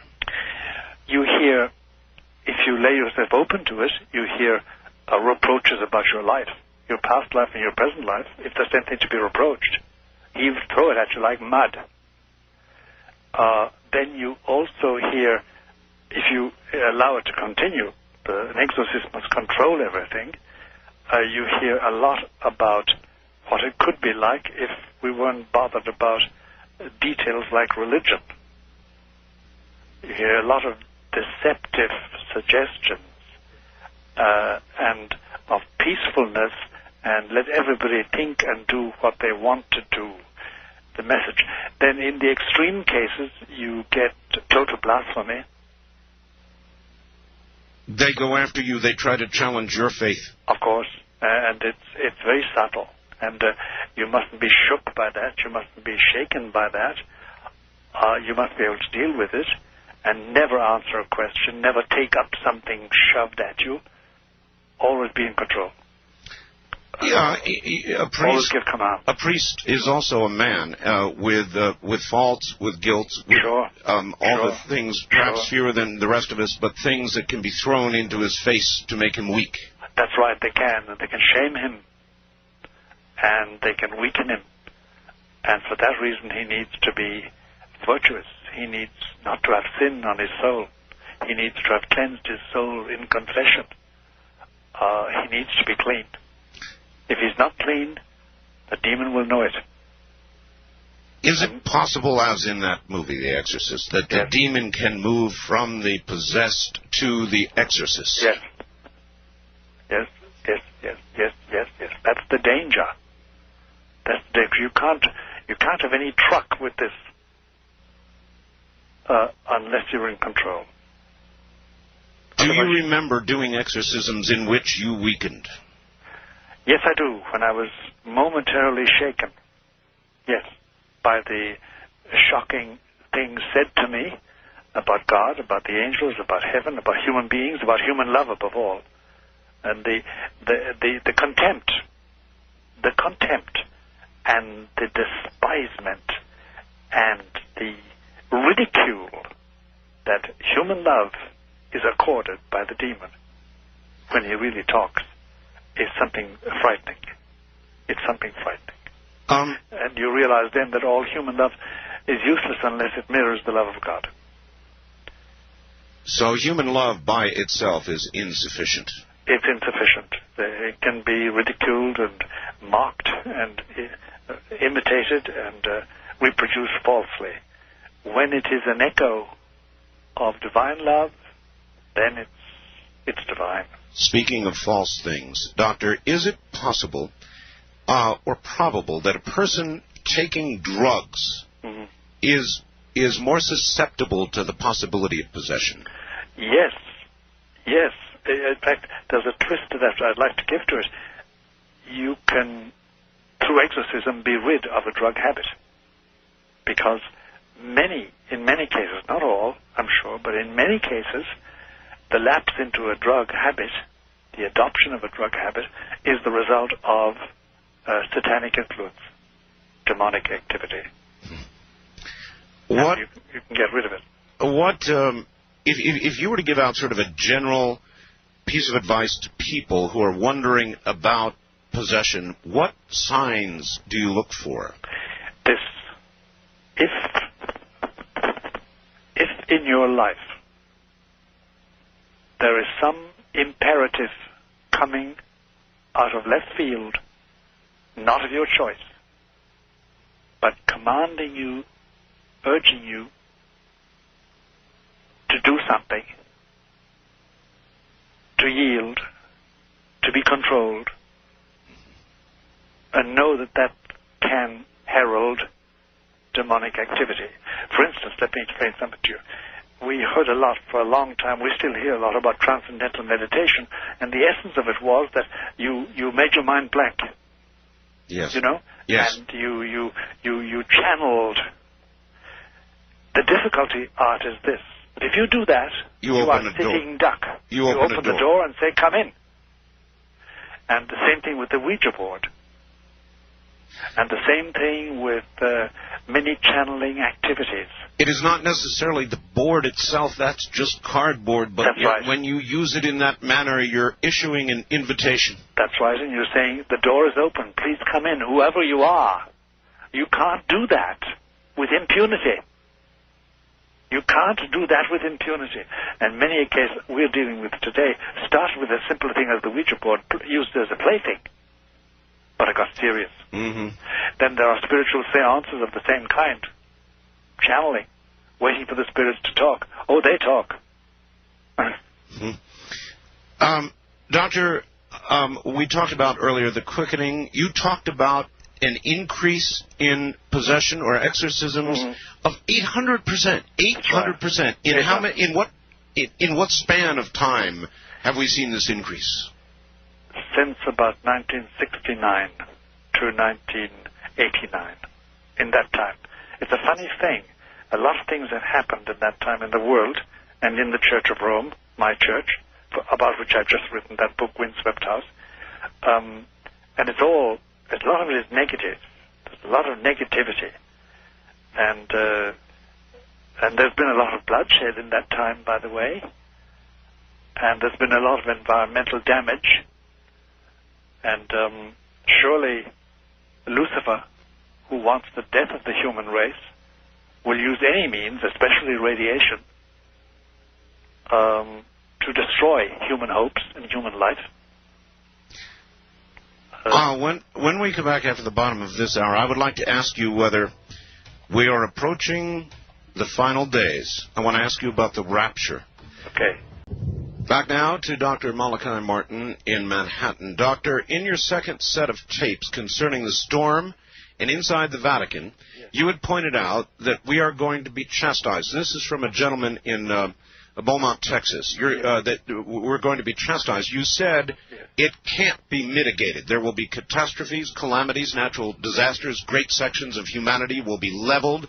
This is part of the third secret of Fatima in 1917, July 13th. But you implied this would be more in the distant future. Then in the deserted vineyard, you said very clearly, this will occur, you believe, in the next 3 or 4 years. Yes. Yes. The time seems to be foreshortened as regards to what they call the chastisements, these punishments that are going to come upon us, and they indeed are starting in a remote fashion. But I expect them. One can always be wrong. In spite of my reputation, I'm not a prophet, Art, but I expect them between now and 2000. But not definitive, not the end of the world, not the coming of Antichrist, not the final judgment, not the rapture. A great change. A great change, however. A very great change. And, the old song, Keep Your Eyes on the Skies. I would keep my eyes on the skies from the beginning of this winter until the end of spring 97. Because depending on what happens in that time, we will more or less have a prognosis for what's going to happen between now and 2000. How many human beings do you think will make it through this change? good majority of the present human beings that are alive, but in great misery. In a world where perhaps you don't want to live, that sort of thing. That's right. That's right. All right. A lot of misery. There are many, many people who want to speak with you, Doctor. Wildcard line, you're on the air with Dr. Martin. Good morning. Where are you, please? Yes, this is a doctor. I'm a former seminarian. I would rather not give my name. That's quite all right. That's quite all right. That's quite all right. A wonderful program, Art, and Father Malachi. I think one of my spiritual directors was a friend of yours. Namely?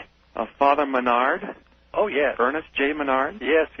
And I was a seminarian with the Premont detentions in L.A. for a while.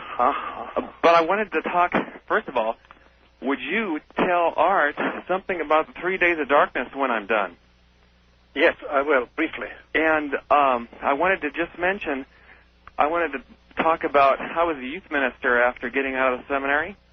And we were asked by the bishop to go to Ogden. And we were told why the bishop wanted us to be in Ogden. And we did a retreat for 110 Hispanics. And dozens fell on the ground frothing. And I realized that I was not prepared for that. And so I fasted for about 3 days while we were doing that retreat. And no ills happened. But later on in Oregon, I met somebody who was heavily involved in New Age and occult. Yeah. And I got an inner word that says, get out of the room fast. And I was trapped between, it was a real small room and crowded and couldn't get out without making a scene. So I waited a couple minutes. And that night, I had my first out-of-body experience. I was basically grabbed by a demon. And I've had occasional out-of-body experiences since then, and basically they are stopped by the name of Jesus. That's right. It's the only means at that stage. Get free of it all as soon as possible. Yeah, those people who are involved in out-of-body experiences, stay away. Jesus.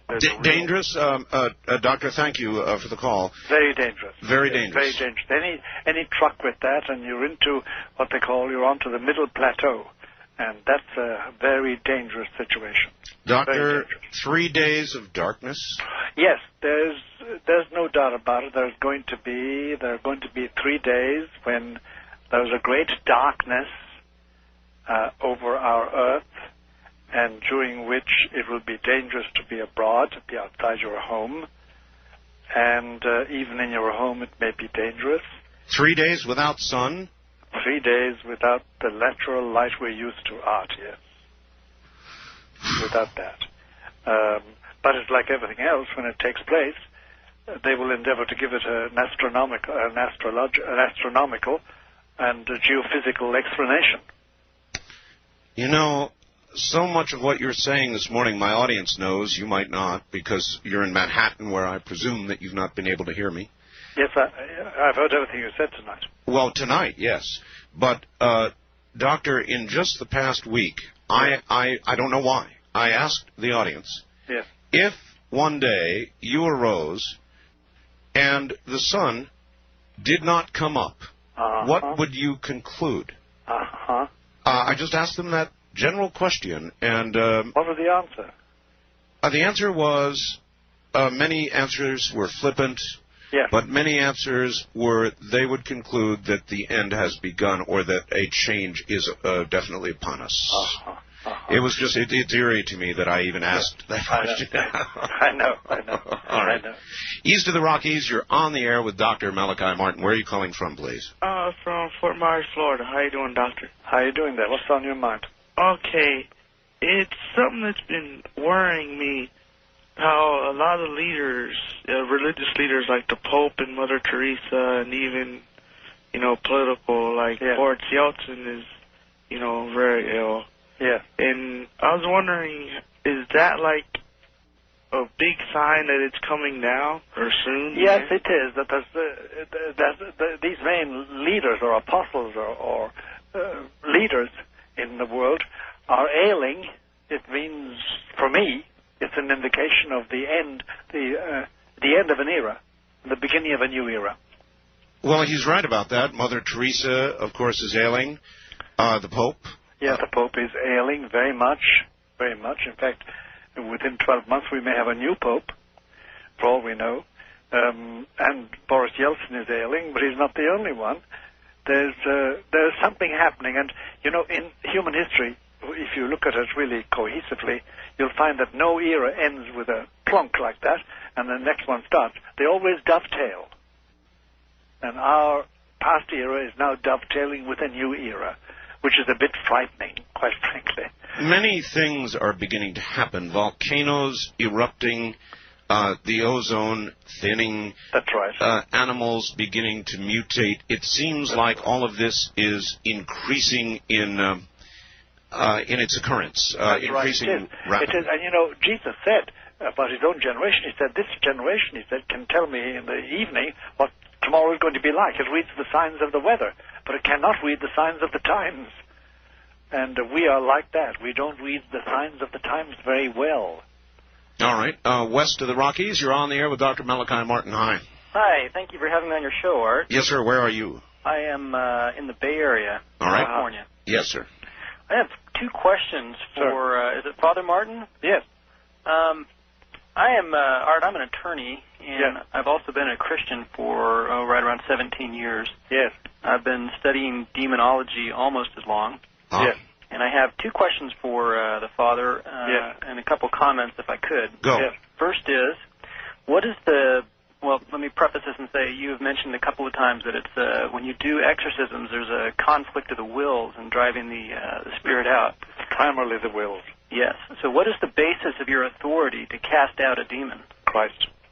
Okay, yeah, you've been a little bit weak in referencing that, and I would go beyond I didn't mean to be weak at all. The blood of Jesus is what... I didn't mean to be weak at all. It's Jesus Christ. Okay, that's good. The second question is, I am, denominationally speaking, more of the Protestant tradition, and I would ask you, can a non-Catholic, without the Pope's authorization, do exorcism? I've never come across one yet. Okay. But it may be, but I've never come across it yet. They come to us, even though they remain Protestants, they remain Methodists, and Lutherans, and Mormons, and whatever, or Jews, or Muslims, or Buddhists, but they come to us for exorcism. Okay. Well, I'd like to proffer that you're speaking to somebody who's done a number of exorcisms. Just good. Through my life, I'm not a Catholic, and I don't have the Pope's authorization, but if it's okay, I'd quote two scriptures, Art, for the benefit of your audience to support that. Have they succeeded? Is that okay if I do that, Art? The question was, have they succeeded? Oh, yes. Yes, I ministered to a young lady last June. She had multiple nightmares every night. I mean, not just bad dreams, real nightmares. And we went through about 2 to 3 weeks of deliverance sessions and drove out 20-some demons, many of them manifesting and speaking and telling us where they're from. And Doctor, is there a danger to what he is doing? Listen, in my book there is, but if he's protected, he's protected. And you may have some protection, sir, of which I do not know. It must ultimately come from Christ Jesus in my book. That's what I affirm. But if you have that protection, fine and dandy. God bless you. I'll pray for you. Thank you, I Father. hope you go right ahead. You sound like you can't expel these demons except in His name. That's affirming to hear you say that. I would like to just read two scriptures, Art, that are, one of them is one of my favorite verses in this area, another one that just... I would prefer you don't do that. Okay. I thank you for the call, sir, but it is possible then, Doctor, that somebody, a layperson, could successfully do an exorcism? That's right. He must therefore have been granted the authority of Christ Jesus. He must have been. And that's not impossible. It's not necessarily absolutely metaphysically necessary to come through a churchman, through an ecclesiastic. Normally, in my life, it always has. But if somebody else can do it directly with a gift from the Lord, more power to him. Doctor, there was a recent movie. I don't know if you're a movie goer. It was called, I think in its final version, Prophecy. Its working title during production was God's Army. It was with Christopher Walken. Are you aware at all of that movie? I know. I heard about, read about it. I didn't see it. I don't go to movies very much. It basically imagined a second great war between heaven and hell. Is such a thing possible, some second great war between heaven and hell? Or is it simply, yes? Yes, there is going to be one final clash. One final clash. And we're on our way to it, but we're not there yet. We're on our way to it. How close to it do you think we are? Of course, Art, you and I know, as sensible men, it's very hazardous to guess at timings. Yes. The one thing that's difficult are dates and times and hours and places. But, given what is happening to the nations, given the existence now of the New World Order as a fact of life, and not a theory, and not a plan for the future, and given the rising sea of very disturbing things happening, men and women, negative things, we are approaching a point when something has to give. And it would seem to be on a global level, and would seem to finally involve spirit, morals, ethics, finally the final battle. So what time? Well, I think that we're going to enter in these remaining years of this century, we're entering a period of severe chastisement, severe hardships throughout the cosmos, throughout our Earth. And I think that into the new century, the 21st century, we're heading for a lot of confrontations and ending up in a short time with that final battle. Doctor, with changes, earth changes, with things that will occur, it seems so unfair because when these changes begin, clearly those in third world nations, underdeveloped nations, will suffer and die at a disproportionate rate. I do not know that, Art, for sure.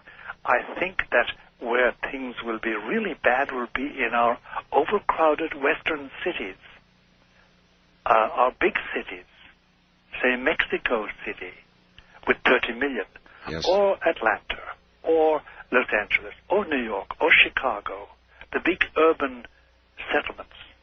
I think there's where the real suffering will take place. Now, I think that the people living in Patagonia, the people living in Tasmania, the natives, as we call them, we're natives too, but we always refer to the others as the natives. Yes. With our post-colonial mind, we still say that, Art, and I remember always making my British friends uncomfortable by referring to them as native British, but there was no thing as native British here. Only the natives were only in Africa, for the British, at that time anyway. But the suffering may be more intense in what we call civilization. Maybe much more intense, because we are more dependent. I mean, Art, look, think what would happen to New York if the water supply is cut off and the electricity and the gas. Oh, yes. Oh, that's obvious, very clear. What has been your toughest, your hardest exorcism as you look back? It was in the Bronx, New York, in 1983. And it was a young priest. A young priest? Yeah. Who was possessed. And it was long drawn out. It was bloody and disgusting and took a heavy toll on everybody involved. Can you tell us the manner of the possession? How would a priest be possessed? Was he himself doing an exorcism? No. He yielded piece by piece by piece. Oh. Because it's never sudden. It's never sudden. It's just a little bit here and a little bit there. And he yielded to temptation. It wasn't sexual temptation either. It was pride and arrogance. And then this mystery of choice comes in, the selectivity. As I said before earlier in the broadcast, Art, there's no profile. We try to create a profile. There's none. Some men who are very naughty are not possessed.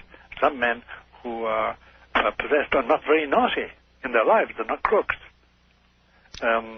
they're not evil in that sense, but they are possessed.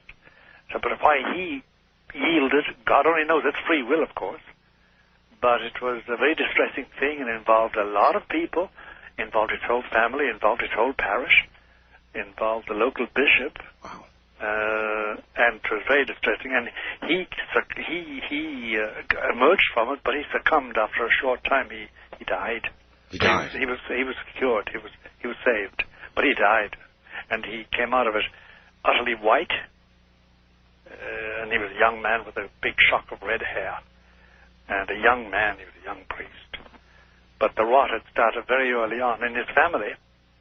He had never told anybody anything about it. And it was the most distressing thing I've been through. It really was the most distressing one. How did you come out of it? I came out of it with a little bit of me dead, quite frankly.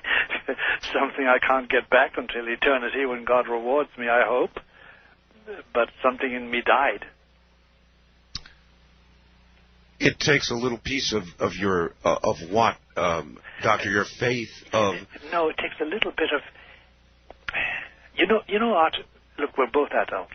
You know what vitality is? Yes. And what, verve, and as the French call it, sens d'attaque. Yes. The power of tackling something. Of course. When that's diminished and diminished and diminished, then that's why I speak about little bits of you departing. Little bits of you die. It's a sacrifice you make. You can give, the analogy I use was children to whom you give love. You can't get it back. Of your life essence or energy. Yeah. You can't give it to somebody else. You give something which is of your very soul, and we willingly do it as parents or as parish priests or as counselors. But I know sufficient number of psychiatrists and psychologists, and I know they expend themselves for the sake of their patients, and they can't get back what they give. They get money, sure, yes, but that's no substitute at all. So then when it happens to a priest or somebody of great faith or a service to God, it is harder, it is deeper, It is. And, that's if you were to get close to the present Pope, that's what strikes you about him at certain moments. It's a complete draining of his spirit. I remember I had to convey a message to him once. He came home from a 10-day tour of the Far East. And Doctor, we're at the top of the hour. Are you constitutionally capable of another hour? Yes. All right. The following comes to me, as you might imagine, unsigned for a good reason. Doctor, I'm going to read you something. I'd like you to react to it, if you would. Certainly. Dear Art and Dr. Martin, in 1991, I made a pact with anyone that could get my girlfriend to come back. The response was by Satan. At that point, my eyes literally rolled back, and I heard only 2 words, 1 year. 1 year later, she broke up with me for no good reason. Several months later, I was asleep, had a dream that I was looking at myself in a mirror brushing my hair. When I looked at my eyes in the mirror, they turned totally black. The person was me, but the soul behind the eyes, evil. At that point, I knew exactly who it was, what I wanted, and how it got there. At this point, I was awake, tried to get up and turn on the lights, but was physically pushed back down to a prone position and could no longer move even a finger. To make matters worse, the bedroom door slammed shut, and I was cut off from the light in the hallway. What happened to this person? This person accepted possession and was possessed and infested, and the demonic power took over. I'd love to know what happened subsequently. There's no doubt about it. It's a genuine. Everything there is genuine, unless it's copied from a book. But it's a genuine. They're genuine phenomena. These things really happen. Doors slam shut. They really happen. They do. But you see, the point is this: that if you go to a doctor and tell him that, he sends you to a shrink. Sure. But it doesn't help to go to a shrink with these things at all, unless the shrink knows what he's talking about and sends you off to an exorcist. And apropos of that, remember you also got a letter or a fax from somebody asking you to cease and desist from this conversation. Correct. I now know my reading of that is that their lifestyle is disturbed by being told the truth about demonic possession and harassment. To get back to this particular gentleman, I would love to know the result of, he won't tell us this time, perhaps some other time he will, tell us what happened to him subsequently. Everything that's there sounds absolutely genuine. Has happened, is chronicled, is known to have happened to others, and is genuinely the effect of demonic infestation. All right. One other, Doctor. Could you tell us, please, more about what you believe may be seen in the sky? You said keep your eye on the sky between now and next spring. What should we be looking for? And then, as a matter of fact, before you answer that, also he says, can we obtain Dr. Martin's books? Yes, they can. You have many books. You've been a very prolific writer. 16, and I have one at the present moment called Windswept House, which is about the present condition of the Church of Rome and of the present Pope, and what's going to happen shortly to both. Because people may not realize it, because of the flourishing condition of the Church, apparently, we are in deep crisis in the Roman Catholic Church. And I'm a priest. I say Mass every morning. I baptize babies. I hear confession, etc. So I'm a traditional priest. But I know we're in deep doo-doo, in deep trouble. And this book is about, that's my latest book, but it's the 16th book I've written. It's called Windswept House. That's right. Published by Doubleday. Doubleday. So your books are generally available in bookstores? That's right, they are. Or in paperback. This one is still not in paperback. It will be next year. What, Doctor, are ghosts? Ghosts? Yes, sir. Genuine ghosts are visitations by people already dead who are allowed by God to visit the living for some reason or other, usually known to the person visited, but not admitted by them until they wake up. There are some cases where what we call ghosts is demonic infestation of a house or a city or a street. It does happen. Have you had occasion where you have exorcised a spirit or a ghost or yes. whatever it is from a house, from a structure? In a house, yes. Going from room to room and expelling the demon. It must be done. I'll be doing that in December in Washington, D.C. You are in your 70s. Right. Again, I ask you, concern about yourself. Does there not come a time when physically you should refrain from doing this? Yes, and I have refrained to a large extent. It's nothing like the febrile activity of my 40s and 50s and 60s. No, I haven't. Then I've had open heart surgery and 2 heart attacks. So, simply the nature of things has imposed a certain restraint on me. Were either one of these heart attacks associated with exorcisms? One of them was. One of them was? Yes, the bad one. But that's the price you pay. And Art, we're only here for a short time. It is true. It is true. All right, let's go back to the phones. West of the Rockies, you're on the air with Dr. Malachi Martin. Hi. Where are you, please? I'm in Fairbanks, Alaska. Fairbanks, Alaska. Yes, sir. What's on your mind, sir? Say again? What's on your mind? I have a question for you. I used to be involved in magic before I was a Christian. Uh-huh. And summoning demons and all that kind of strange stuff. Yes. The question I have for you, though, is now there's a person up here who is infested with them.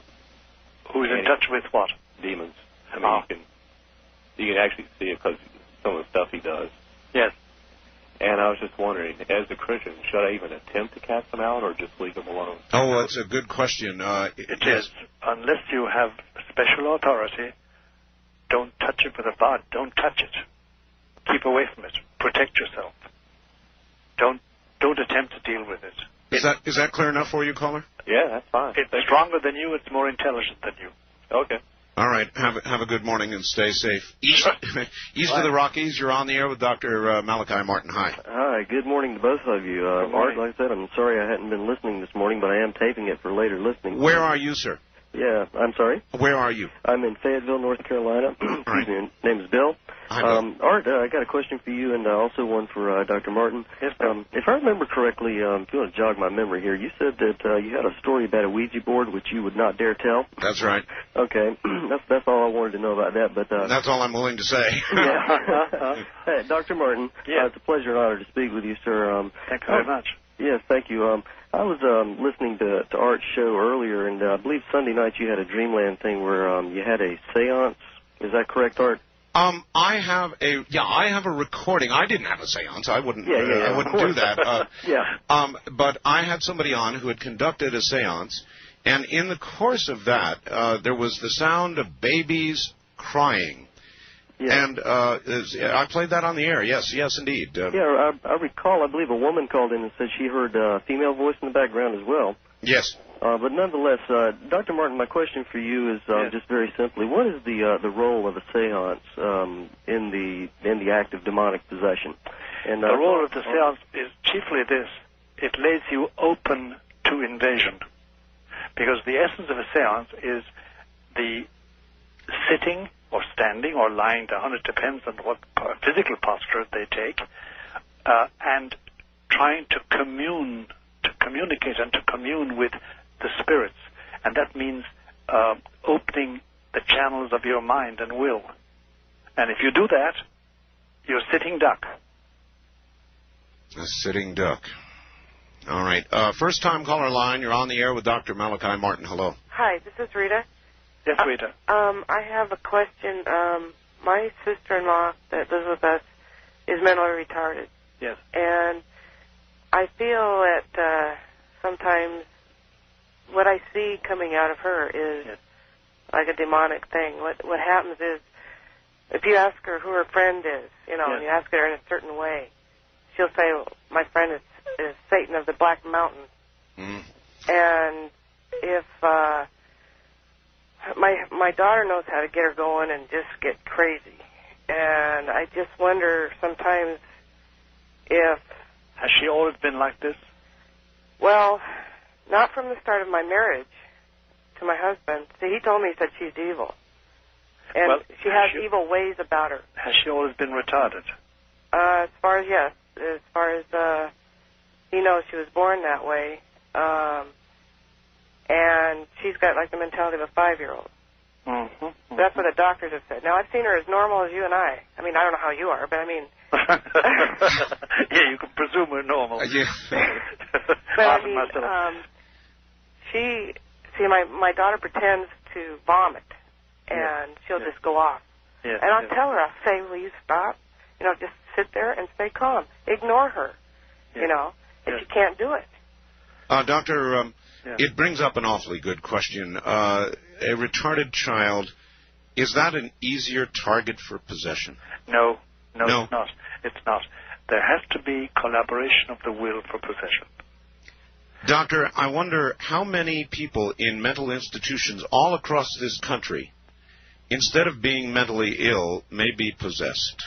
I've only gone through, with a psychiatrist, I've only gone through 2 mental institutions, let's call them that. Yes, sir. And over 50% are obviously possessed in those 2 places. So then even in the case of a child like this lady's child, you would recommend, based on what you heard, that perhaps she sees somebody like yourself? Yes, somebody in authorities do something about it. But it's very hard to judge a case like this at this distance. But from what she says, it looks like that. All right, ma'am? It looks like she could be possessed? It could be that she could be infested, yeah. Yeah, because, I've talked to a priest. I'm Catholic. Yep. And I've talked to a priest, and they think I'm crazy. What I see is I can't get her to open up or to be this way in front of anybody. But it's like the sheep that is the wolf that's under the sheepskin. Yeah, I know. You're being very much more accurate than you know in describing it. You must find a good priest. And I've talked to priests that say that they wouldn't touch it with a 10-foot pole. Of course not. They're afraid of their pants. And they is that most priests, doctor, or a majority of them? Unfortunately, today, a majority. Because, you see, now when they're training in seminaries, they're not given any formation whatever. They're given no formation, no theological formation, and no instruction. And then a lot of them, a lot of the professors in seminaries, a lot of the trainers, a lot of the bishops don't believe in the devil. How? And that's great PR for him, because it means, as you know, during the war, the successful spy was the one nobody knew was a spy. Well, how can, a dumb question from a layman, how can a priest believe in the Almighty and not the other force? I mean, because actually, Art, it's a very telling question, and it's an intelligent question, because overall their faith has weakened. I said before to you, it's a dimension. It's not a quantum. It's a dimension. And overall it has, and if you, I have done this, I've probed people who don't believe in this, and I find that their belief in the resurrection of Christ Jesus, their belief in heaven, their belief in hell is all shaken to bits, sometimes non-existent.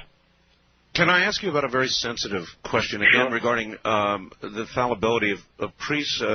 In America, in the church, there have been too many stories, Doctor, of priests after their vows of celibacy who have then... Pedophilia. Yes. There have. There's no doubt about it. There is a plague of pedophilia. Now, by the way, look out. There are 55,000 priests in the dioceses of America. And of that amount of 55,000, about approximately 2 to 4% have been found guilty of pedophilia, have been pedophiliacs. It's still too much. And there's no doubt about it. There's been a plague, and it's been worsened because of the policy of bishops to cover things up. Whereas, if you find a pedophiliac, priest or layman, you go to the nearest precinct and report him, in my book. Yes. But they didn't do that. They covered it up. And they transferred the man to another parish with more little boys and little girls to be violated.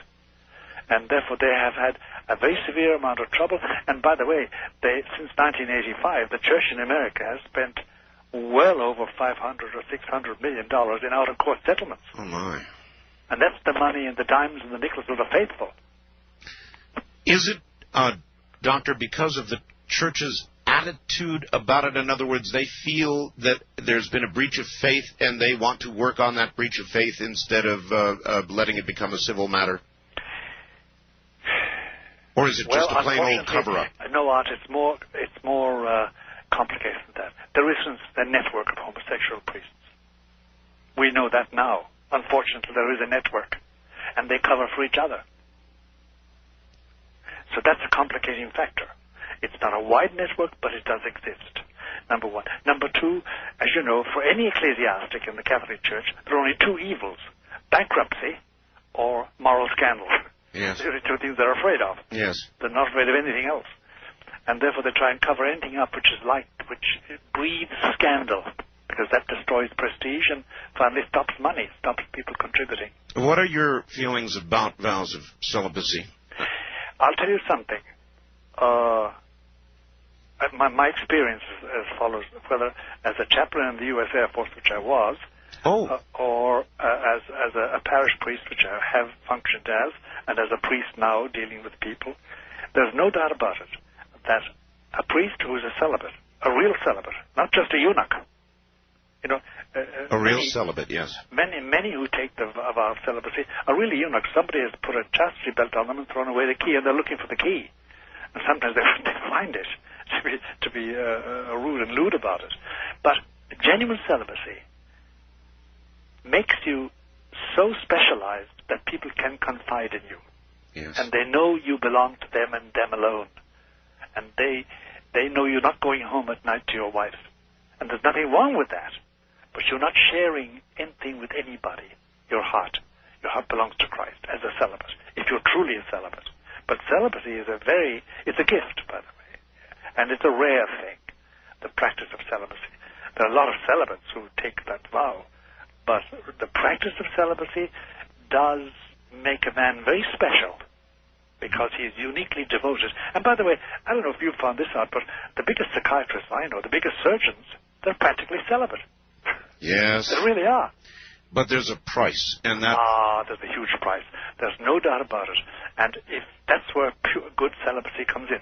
If you are really a celibate, you don't dry up like a fig and become hard and emotionless and insensitive to human feeling. Do you understand me? Yes. It's such a difficult thing to attain. But if you do attain it, boy, people find it so useful, so practical, so helpful. And some of those who don't end up perhaps as pedophiles or other... That's right. And as abrasive characters, because they're frustrated beyond belief. All right. I'm sort of sorting through the faxes and questions that I'm getting. Dr. Martin, yes. Another one I want you to listen to here. Sure. Dr. Martin, I went to Brophy College Prep in Phoenix, the premier Jesuit high school in Arizona. Yes. Since I've left there, I've been tormented by a will that is other than my own. I've been forced to commit acts that I would never have dreamed possible myself. I have no control over them. I want to do otherwise, but I can't stop. I feel I've been violated spiritually. I've had my mind and will taken over by other spirits. I know I have felt a force in me driving me to do other than I want to do. I am not a Jesuit. I am more or less of the new spirituality that's out there. I feel I have been tormented by demons and have been possessed. I need to know how I can stop it. I want to have faith, but I'm scared. I believe each individual holds God within himself, but I'm so afraid of losing control to these others again that I can't hold any faith at all. What can I do? Go to the local priest and bishop and get an exorcist. An exorcist? Get an exorcist. Yes. How hard are they to find today? Not so difficult. In certain places they don't exist, but in other places they do. And the first place to go to is the diocesan chancery or the local parish priest. All right, good advice. Mr. Bell, this is Catherine from the Gulf Coast area of Texas. Would you please ask Father Martin this question? Father John O'Connor, not Cardinal John O'Connor, yes, said because the energy loss from a true exorcist is so great that a Catholic exorcist lives only about 15 years after he is deeply involved in this. He further says the hatred from the demon is so horrendous that it literally drains him. Yes? Yes. But there are exceptions to the 15-year rule. You must be one of them. Yes, I am. How do you feel? Why do you feel that you have been so blessed? I don't know, Art. I just don't know. I take it as it comes. I didn't expect to live this long. I really didn't. Surprised, huh? Surprised is right.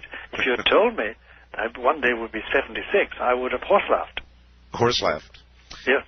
I would like to ask you about something we've dealt with on this program several times. I know your background is in archaeology. That's right. So therefore, there have been many who have speculated and talked and thought about the pyramids, the Sphinx at Giza in Egypt. Yes.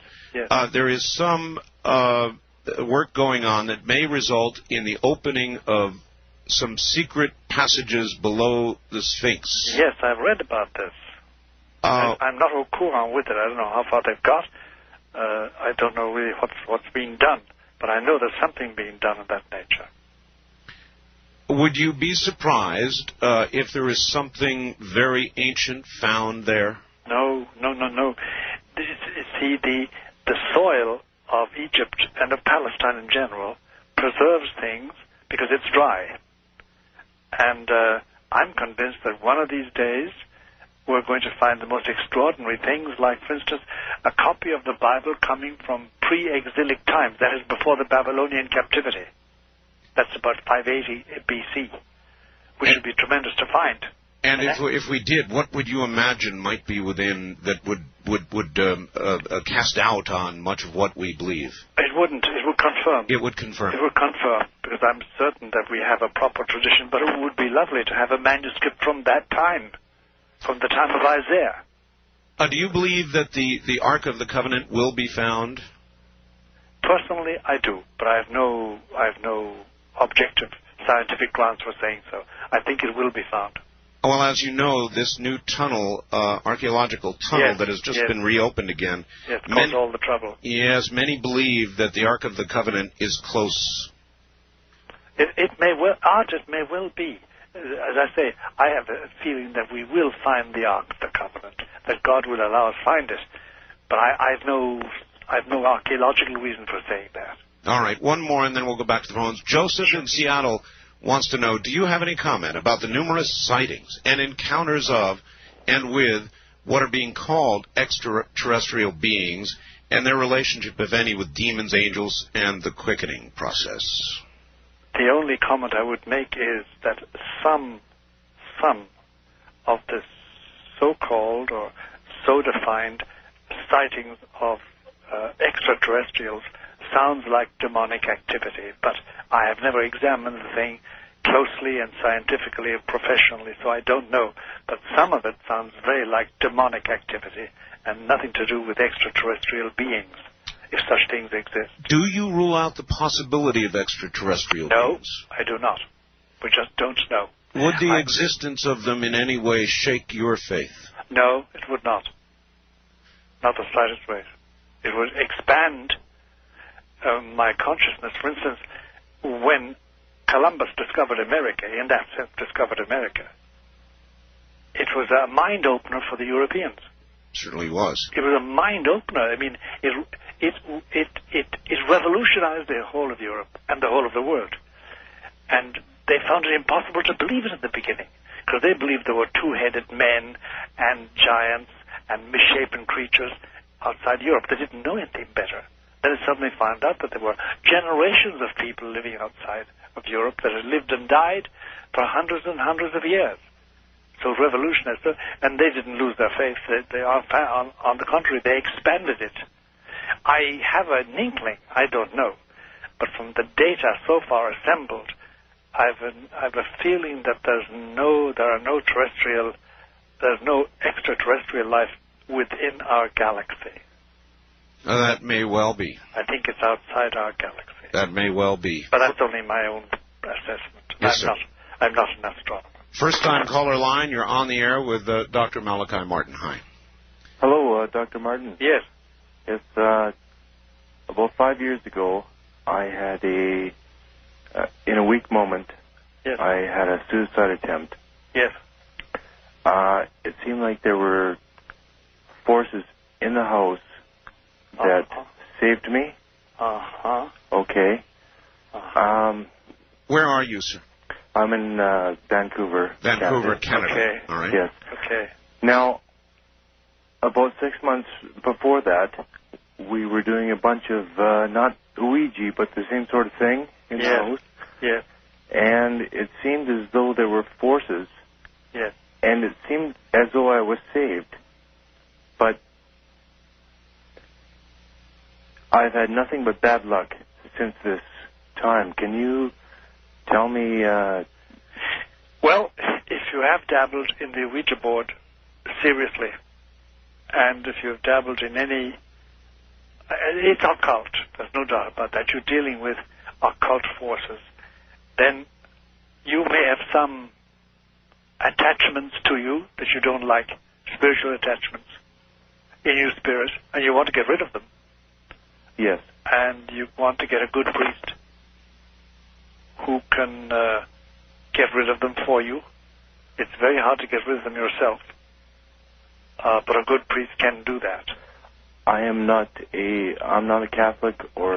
That doesn't matter. It doesn't matter? It doesn't matter. You're a human being. All right. You were redeemed by Christ, whether you like it or not, whether you believe it or not.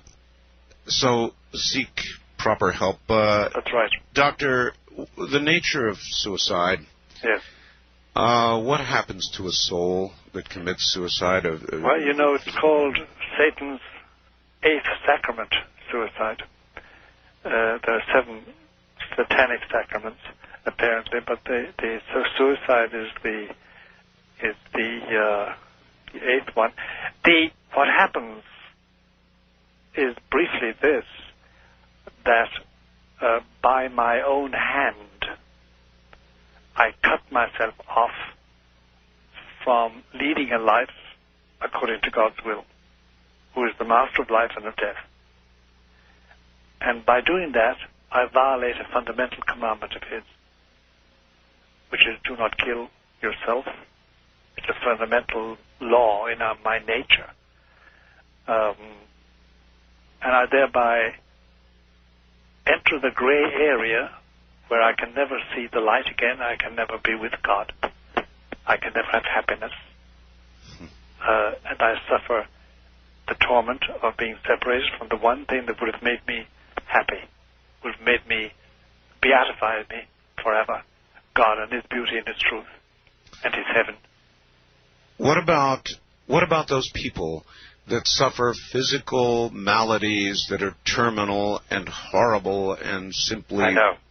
And simply want out. And I've thought about this and talked about it on the radio as a talk host over many years, and my position was always sort of, whose life is it anyway? I'll be in control of my own life. Nobody will tell me what to do. My wife told me, Doctor, don't do it. Even if you're suffering, you are meant to go through this, and if you don't go through it, something terrible is going to happen. So, and those words have rung in my ears for years. I know, and they ring in my ears now that you've said them, and I won't forget them. They've been said to me on other occasions by other people for other reasons, for the same reasons. I don't know. I really don't know, Art, in the whole of human history that I have read and talked about and inquired into, I don't know of any explanation justifying human suffering except the sufferings of Jesus Christ on His cross. If I can identify with His sufferings, in spite of my cancer, in spite of my arthritis, in spite of my AIDS, if I have these things, if I can identify with His sufferings, I can merit can merit a greater place in heaven. I can merit a greater closeness to God. And I know in my soul what I want is God's beauty and truth. So then to avoid it by taking your own life is to exclude yourself from His company. That's right. That's right. Now, I do not exclude at all, Art. I must tell you this much. I do not exclude that, for instance, if I proceed to take cyanide or something, some suicidal act, I do not exclude that before I die, God can touch my heart and make me repent of it, even though I can't undo what I've done. In other words, redemption always possible even in the last second. But yes, I don't exclude God's mercy, but you're running a terrible risk. You know? The numbers might not be with you. That's right. All right. Wildcard line, you're on the air with Dr. Malachi Martin. Good morning. Yes, thank you. Where are you, sir? I'm calling from California. All right. Yeah, okay. But thank you for the opportunity to speak with Dr.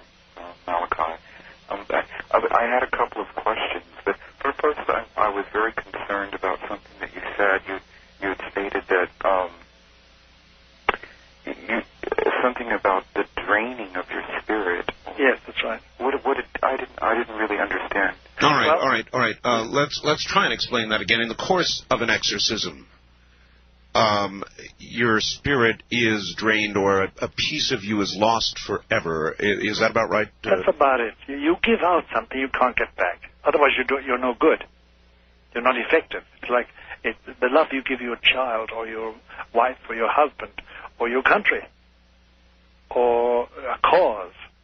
If you really give love, you don't get it back. Does that help you, caller? Well, I just wanted to humbly say that there is that one infinite spirit of love that is inexhaustible. That's right. That's right. But the question that I had,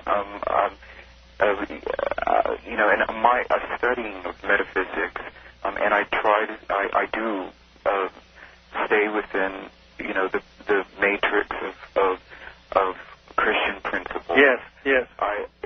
But I come to realize that throughout Christendom that there is much phenomena to be studied.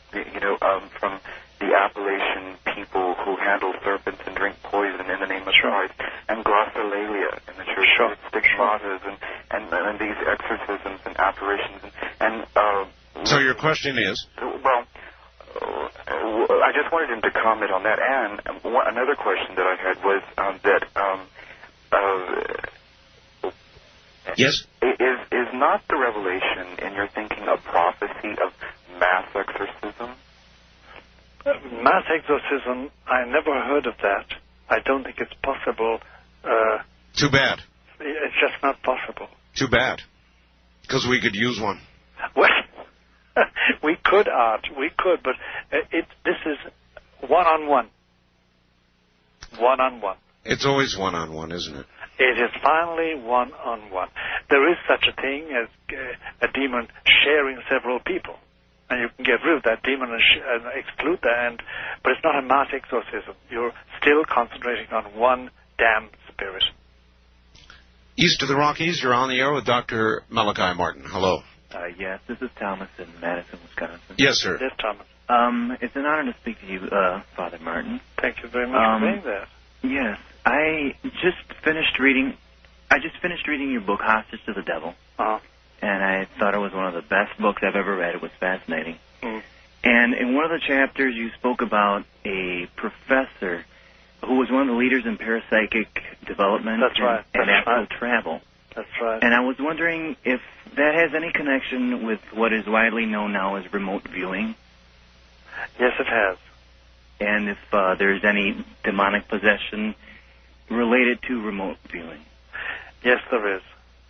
There is a demonic possession related to it. In the process of doing what these remote viewers do, and it is very interesting, Doctor, because there was a Nightline program. Yes. And it turns out our own government, for 20 years, has been involved in remote viewing. Oh, yes. Oh, yes. What is a person doing when they remote view? It's not exactly an out of body, or is it out of body? And they are subject then to all kinds of things, as you are when you open other doors with Ouija boards or whatever. I'll tell you what it is, Art. Really, what is at stake, and it's very volatile. It's like nitroglycerin for the soul. It's this: there are latent powers in us all. Yes. I believe that. The Nazis in the death camps, seeking to develop the perfect mind control, developed means, they found means of developing these latent powers. When we conquered Germany, we imported not merely physical scientists, rocket scientists like von Braun and the others. Right. We also imported the doctors who had gone in for mind control. And that some of those mind control methods were used in the special forces of the USA. And they have found that in certain cases they produce the very traits that you find in possessed people. But it does give remote viewing, makes it a reality, and remote action a reality. And the Soviets in their day and the Nazis went much further than we ever went. We learned from them. But it's highly dangerous because you probably heard me say, and it went by your ear, Art, and I didn't emphasize it, I spoke about the middle plateau. The middle plateau. I mentioned that once. That middle plateau is the plateau on which evil spirits work. And they use every paranormal power that they can, that's latent in human beings and can be evinced, can be used. And it's very dangerous and volatile. It's the nitroglycerin of the soul. It can blow it up. And it's a very dangerous thing because you let loose something amongst human beings as a group that's destructive in the extreme and completely immoral. There's no ethic, there's no moral, there's no rule at all. No, I believe that as well. But it is real, isn't it? Oh, gee whiz. It's real. That's the difficulty about it. It is real. And I know people who teach it. So do I. Yeah. But not for me. Thank you very much. I'm a coward. I run. I really do, Art. I have nothing to do with it. And I want to stay with the devils or with the angels. You know, circling back, I can't get it out of my mind. There are these people who have comfortably made a deal and are living with this deal. Oh, yes, and they expect to go home to Satan. Oh, yes. Are there more and more of these people? You see them, you know them? More and more. There are more and more appearing to be there, anyway. And it's very hard to get away from the impression that there are more disciples than there ever were before of Lucifer. Lucifer in particular, not so much Satan, Lucifer. Listen, Yes. Doctor, we are at the end of another hour. Okay. Are you willing to stay for the final? All right, back now to Dr. Malachi Martin, who is my guest. Doctor, a couple quick questions before we go back to the phones. Yes. Doctor, was that movie, The Exorcist, based on a real case? I meant to ask you that. Yes, it was. It was. It was based on a real case, but it was highly Hollywoodized. Do you understand me? Yes. Because the reality was very different. It was a landmark case, actually, way back in the 1950s. And it was a genuine possession case of a young boy. They made it into a girl, the Exorcist movie itself. Yes. But it was a landmark case and was written up only 2 years ago with the actual theme, the actual history itself, published by Thomas Allen. And he just simply wrote it up as a reporter. It's fascinating stuff. I believe it was in the St. Louis area, wasn't it? That's right, it was. It was. And the actual telling of this thing, the history of it, is much more fascinating than the book. It's much more fascinating. It's an amazing thing. But it was a landmark case. Was there a loose connection to the real case? Yes, there was. There was a loose connection, but it's very loose altogether. Nevertheless, I shall never forget the end of that movie. You mentioned there was a case of somebody going out a window. That's right. There was. Where was that? That was in Washington, D.C. Resulted in a death? Yeah. It is equivalent to defenestration. Doctor, there was another movie that I saw once called The Seventh Sign. I never saw that one. No, it doesn't matter. It talked in the movie about the guff, the place from which souls come, new souls imparted to new human beings born. And it theorized that one day that guff became empty, and there were no more souls, and it began the end of all. Is there an endless supply of souls? Well, put it like this. God can go on creating souls as much as he likes. In that sense, there's an endless supply. But they're not just hanging around someplace, like in cold storage, waiting for bodies. That's a bit of fancy. Yes, no doubt. It's a bit of fancy. All right, well, this following is not fancy. It's awfully serious. We're drawing a lot of serious comments, and I'm going to read this to you and get your reaction. Sure. Dr. Martin, I've recently been fighting suicide. Yes. I was at a point where I gave up on life because of my sexuality. Yes. I'm gay. I've known that for a long time and have never wanted to be that way. Yes. I once gave up and came close to suicide and tried to invite forces toward me that would help me attain the goal. Yes. Now, however, I don't want to die, but I find myself being compelled to this route very often. I feel something is pulling me to kill myself. How do I deal with it? I know the Catholic Church condemns homosexuality, but am I really as evil as these forces that are driving me to kill myself? How do I overcome it? The answer is that you are not as evil as these forces would have you believe. And the persuasion that you are evil is merely a means of getting you to despair and say, what's the point? Let me kill myself. You need a good confessor. You need a good advisor, as well as perhaps some therapy. But therapy won't cure this.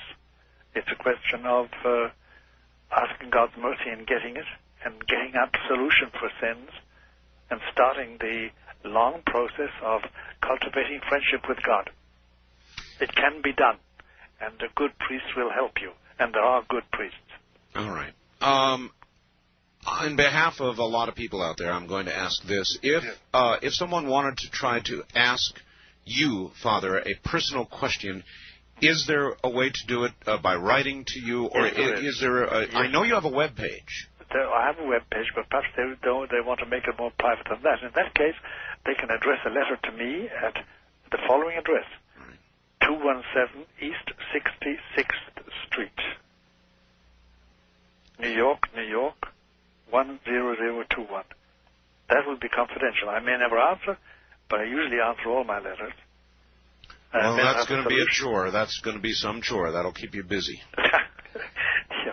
But 217 East 66th Street, New York, New York, 10021. That's right. All right. In addition, you do have a web page, and I presume somebody could send you email? Yes, they can. All right. That web page is linked on mine, so a lot of my audience will know my web page. You can go there and link immediately to Dr. Martin's. On the first-time caller line, you're on the air. Hi.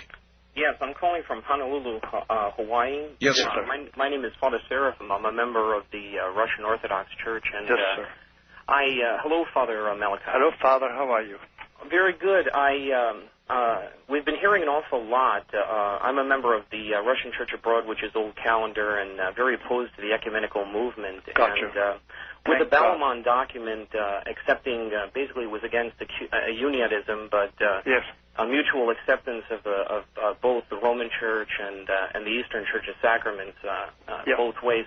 And the Patriarch of Constantinople, as you well know, is trained at the Oriental Institute by the Jesuits in Rome. That's right. I was wondering if you have any insight. Both he and Pope John Paul have both expressed that their desire is for the Church to unite, the two, as they say, called the two lungs of the body of Christ to unite by the year 2000.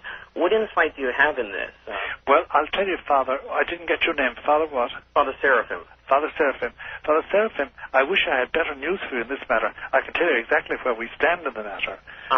Bartholomew, both Bartholomew and Alexei of Moscow, but talking about Bartholomew as the head of the of Constantinople Church, I have both stressed that at the present moment there's nothing in sight. There's no union in sight for the simple reason that basic questions are so outstanding that unless there was a miracle overnight, we have no solution to the problem of jurisdiction. There's great goodwill, there's no doubt about that, and I expect, Father Seraphim, that within a few years we will have general permission to communicate each other. I think we will have. De facto, at the present moment, there are Greek Orthodox that share Catholic communion and Catholics that share Greek Orthodox communion. Correct. With the connivance and the agreement of local priests and local bishops too. Right. But that should be done, though, officially by the heads of Orthodoxy and the head of the Roman Catholic Church. We are pretty far from that. I think, between you and me, Father Seraphim, I'd rather be realistic about it.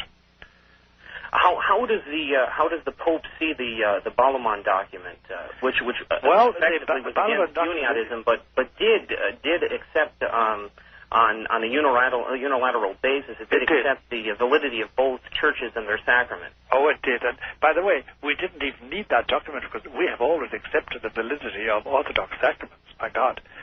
For instance, when Greek Orthodox are dying and they have a Catholic spouse or a Catholic, I absolve them with the Greek priest. We both work together. Doctor, yes. I'm a layman's question for me, and we deal with this all the time on the air. Sure. Over all of human history, so many men have killed so many men in the name of their Creator. That's right. They have. We know that. We know that. We're just coming to this realization, but we still do it, to a large degree. Yes, we do. We still do it, and it is an aberration. You had, for instance, in the First World War and the Second World War, you had the example of French chaplains to the French armed forces, invoking God's grace for victory over the Germans.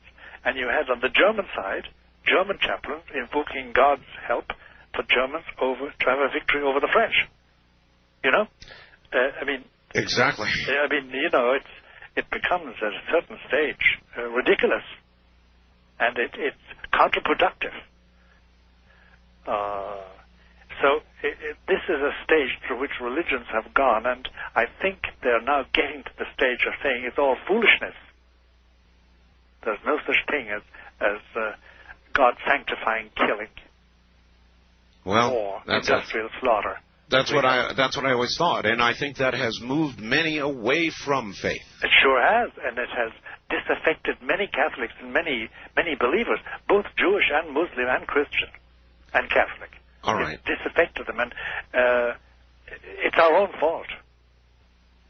It's our own fault. It's not God's fault. I suspect much. Yes, indeed. I suspect much of what occurs on Earth is free will and all that. Sure. West of the Rockies, you're on the air with Dr. Malachi Martin. Hi. Yeah. Good evening, Art. Good evening. Morning, I guess. Good morning, everybody. Bob from Pocatello. Bob. Thank you. Yes, sir. Good morning, Father. Art, we thank you for getting some balance in your show, and glad it pleases you. What is your question? Well, yes, Father Malachi, thank you very much. I'm not of your faith, but that's all right. You believe in God. Understood, and we, according to Scripture, give thanks for the good works of all men. And sure, agreed. Do you feel that essentially that people? I know I got a book written by a man named Courtney Brown, which who was a guest on our show, and read it. And in that book, the question is this, and let me throw the question out before I give the background. Are people sometimes deceived in believing they are following truth and light when they might not be? And let me give you, for instance, in that book, he said that the good spirit that he thought was Christ was a translucent being, but at the same time, he said the purpose of his visitation to this man was to write the book, and at the same time, he renounced the time of Christ in there, the name of Jesus. And I wonder if you could expand on that as to why the name of Jesus. There's no other name under heaven wherein mankind might be glorified. Yeah. Well, I'll tell you, the only thing is that Christianity holds there was one Savior. His name was Jesus. He was born in Nazareth. He died in Calvary, and he was the Son of God. And that in His name, all men can be saved. All men and women can be saved. To be expansive, as we in modern are now, although all men mean that. But the point is this: that that's the essence of Christianity, and there's no other name given to us as that of a Savior, a universal Savior who is God and man. That's about as much light as I can shed on it. A question that has always bothered me, and maybe you can answer it. If I understand correctly, a child that is not a Christian, who becomes an adult and dies without Christianity, may not go to heaven, may not... may well go to heaven, too. It all depends. On? It all depends on the child's will, what he or she does with her will. Put it like this, not crudely, but put it as bluntly as possible. Art, if a good Muslim, or a good Jew, or a good Mormon, or a good Buddhist lives their life according to their lights as best they can, if they really avoid sin, and they can get the grace of going to heaven, but that grace comes to them through Jesus, even though if they don't know Him. So no, they're not excluded from heaven. It may be that answers a question I've long had. I always was under the impression that if one is not baptized, one can't go to heaven. No, that's not so. It's not so. That's not so. The equivalent of baptism, the cleansing of sin, and therefore the being pleasing to God, can take place through the grace of Christ. There are many paths. There are many paths. The only thing is that it's difficult to avoid sin. It's difficult to be a good man, a good woman. It's difficult. The grace of God is necessary. And how many men and women achieve that, God only knows. But they're not excluded from heaven just by not being Christians. They can get the grace of Christ by living their lives as they should. All right. That's a good answer. East of the Rockies, you're on the air with Dr. Malachi Martin. Hello. Good morning, Art and Father Martin. Good morning, sir. First of all, I'd like to say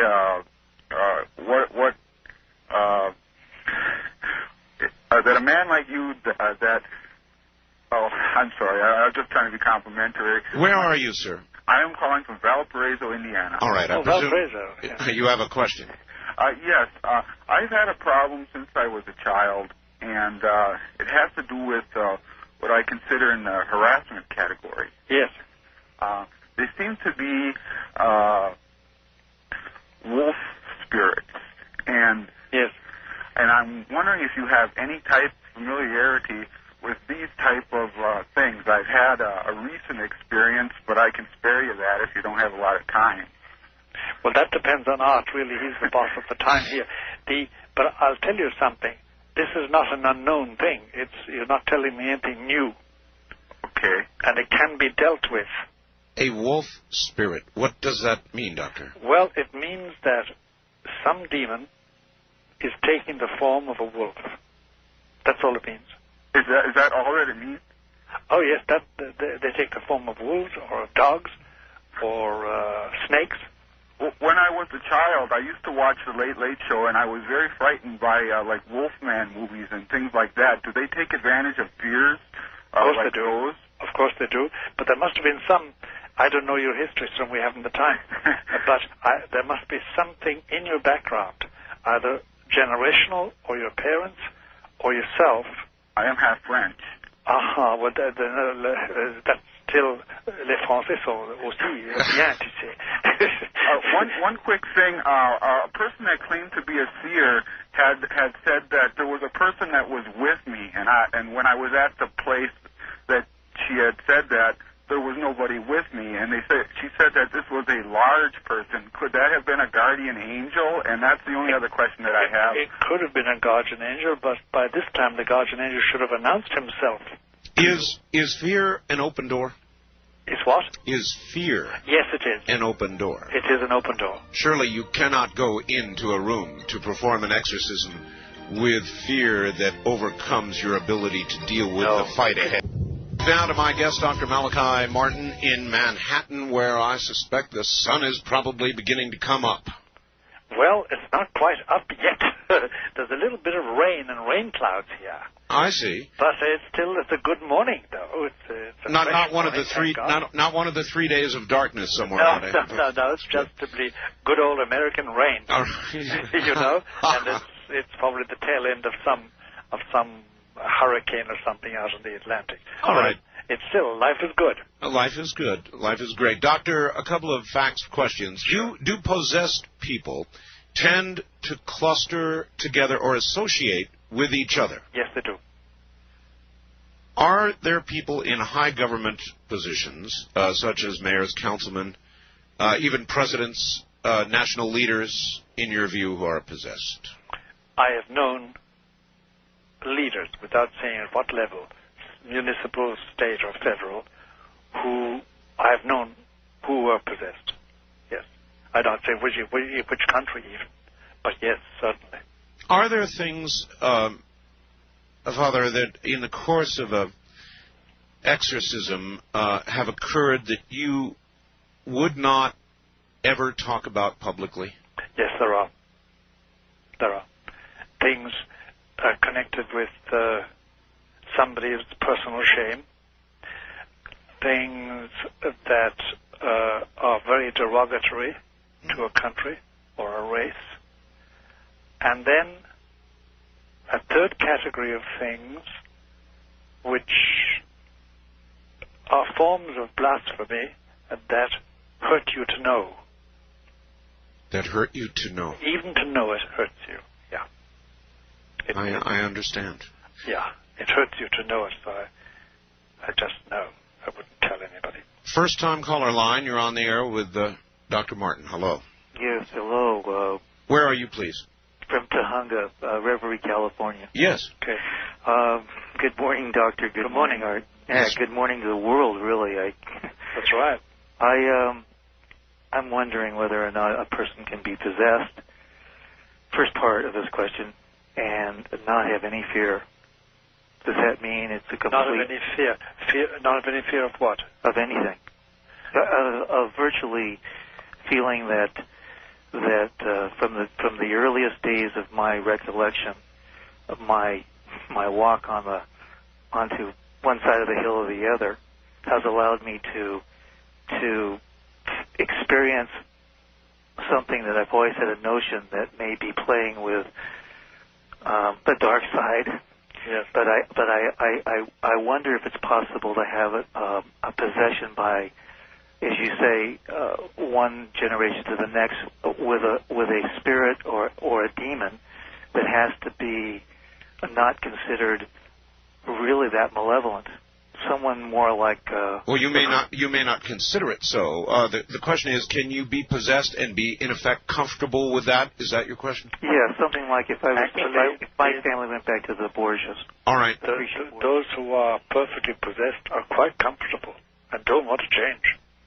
They're very comfortable. You could have 4 children and love your children. Oh yes, oh yes, oh yes, oh yes. And love those things in life, certainly, yes. Yes, but you will hand on something.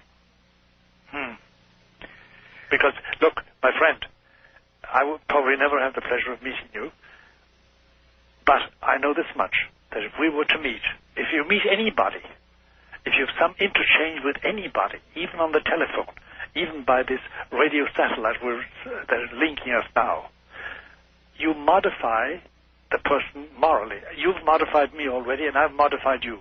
And art has modified me, and I've modified you. There's always, we human beings are not machines. We receive indelible impressions from each other, even at a distance. And therefore you influence everybody according to the good or the bad in you. And therefore you can't simply say that I can have 4 children and love them. It says you can, but you're going to give them something that you wouldn't give them if you weren't possessed. You understand exactly what you're being told, don't you, caller? Yes, I do. But doctor, do you sense?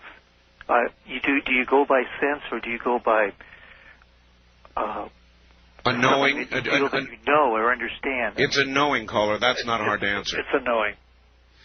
All right. I would say to that person, just being a layman, seek somebody out, eh?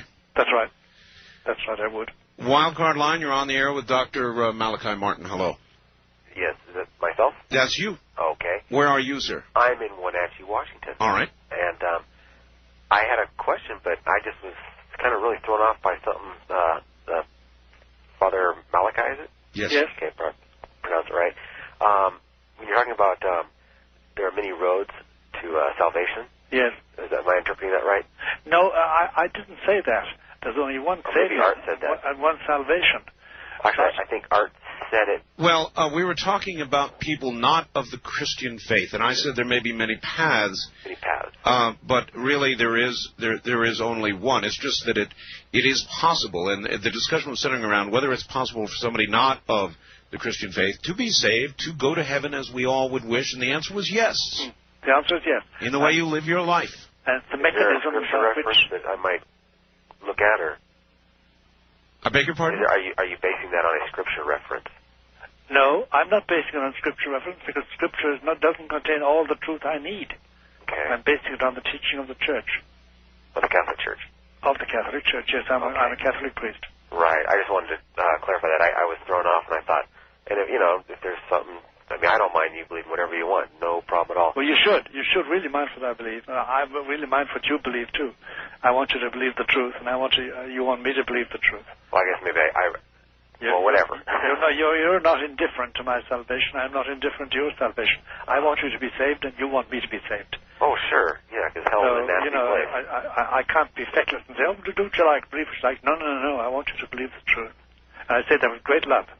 Yeah, I didn't want to mislead anybody. When I said many paths, I meant for many people around the world, it is possible to achieve salvation without formally a Christian. Yeah. Thank you. Yes. East of the Rockies, you're on the air with Dr. Malachi Martin. Hello. Yeah. I can barely hear you, ma'am. Where are you? Wisconsin. Wisconsin, all right. Good. Yeah, I was wondering if if you talk to people about God and they get meaner, what's that mean? All right, if you talk to people about God and they get meaner or they get angry, what does that mean? It does happen, all right. Sometimes it depends on the person, though. Sometimes people may think you're just preaching at them and they get angry. They don't want to be preached at.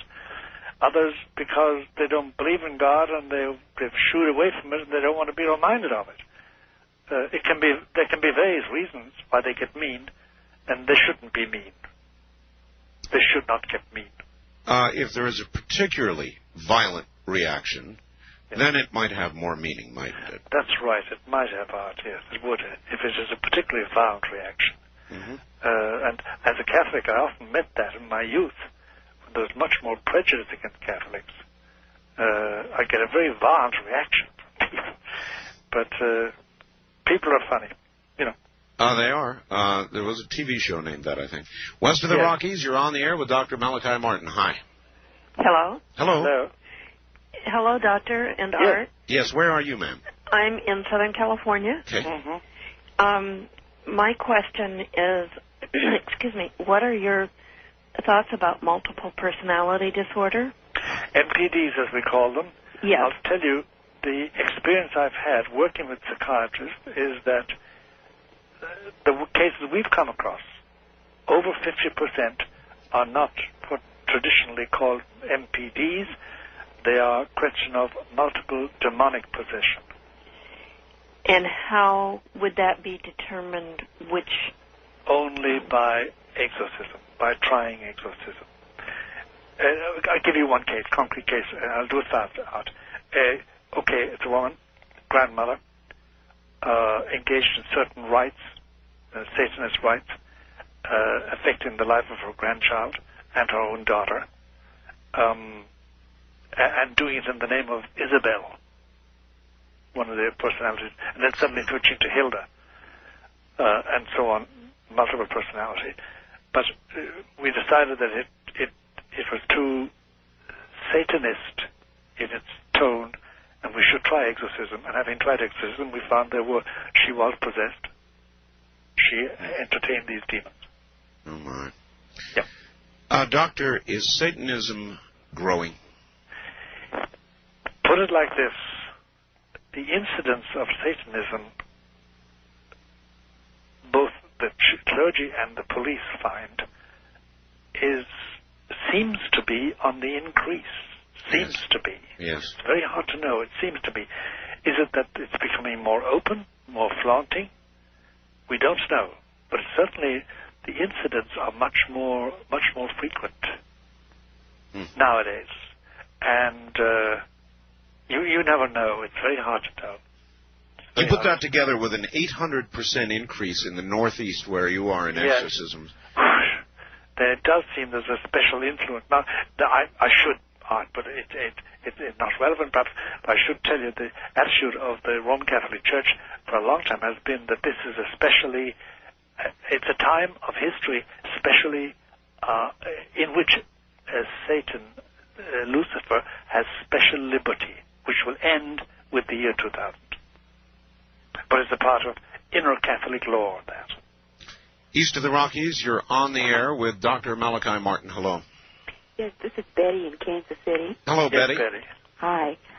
Doctor, did I not understand you to say earlier in the program that many of the young priests nowadays don't believe in a hell?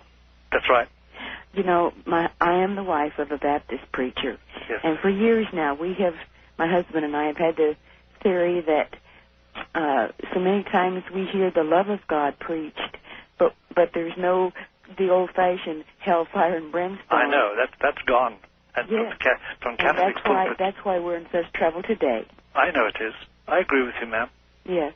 Doctor, it's real, isn't it? It's as real as the nose on your face, Art. And it's not as beautiful as your nose. Just to make a joke to relieve the tension. Because I shouldn't be making physical references, but it's an expression in Ireland, where I grew up. My nose is an open target. Don't worry about it. No, it's like as plain as the nose in your face is a famous phrase in Ireland. They're always saying it. It's as plain as the nose in your face that he. Of course. But yes, it's real. It's real. It's too real for words, and it's very, very off-putting. I don't want to end up there. Well, I've received, I haven't read them all, but I've received a lot of, but not a lot, a few angry, very angry faxes. I'm sure you have. I'm sure you have. How dare you, Art, expose the audience to this old-fashioned, put the fear of God in them, hell and fire and brimstone. You know, people very angry. Oh, they are. I know they're very angry. And as I say, my reading of the really angry ones is that this disturbs a way of life. This manifests a weakness. This tells the truth about the way they live, and they don't like that to be reminded of it. Enough said. West of the Rockies, you're on the air with Dr. Malachi Martin. Hello. Morning, Art. Good morning, sir. Where are you? Kentucky. All right. Got one real quick question for Dr. Malachi. Would you please make some kind of comment or explanation about the Witch of Endor and Saul and Samuel? There's no doubt about it that the function of the Witch of Endor was what we would say as a channeler, if you know what channeling is nowadays. Oh, yes. That's what she was doing, and she was used by Satan to give Saul a sense of despair so that he finally did commit suicide the following day instead of trusting God. When you speak of channeling, there are many means of channeling. Isn't the Ouija board just another channeling avenue? Of course, that's what it is. First time caller line, you're on the air with Dr. Malachi Martin. Hi. Yes, Art, good morning. Good morning. Where are you? I'm in Memphis, Tennessee. This is Billy. Hi, Billy.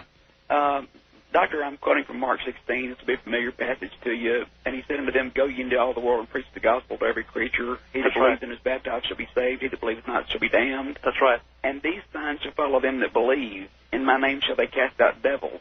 Yes.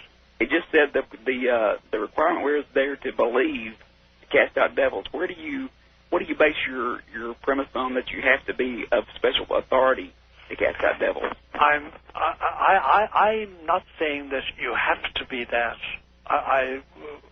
We've just had a man talking to us about an hour ago who has none special authority of any church, but he does cast out devils, he says, and there's no reason to disbelieve him. And I've known the singular case of one or two men and women who were able to do it, but they're very rare. In my church, the habit has been for a long time, for about 1,400 years, to do it under the authority of a bishop, because the bishop does represent Christ. Put it this way, Doctor, as a normal course of events, you would not ask your auto mechanic to perform brain surgery. That's right. Thank you. That's exactly it. All right. East of the Rockies, you're on the air with Dr. Malachi Martin. Hello. Yes, this is Scott from Wichita. Yes, Scott. Yes, I've got a question I'd like to ask the father there, please. Yes. The Pope that we have now. Yes. Is there any comment that he has made on the one that is to be? He is to predecess. In other words, is he uncomfortable with the next Pope? And then after you answer that, I got another question. Well, I doubt if he knows who the next Pope is. So he couldn't be uncomfortable with him. You know what I mean? He doesn't. I doubt if he knows who the next Pope is. Okay. One other real quick question, sir, please.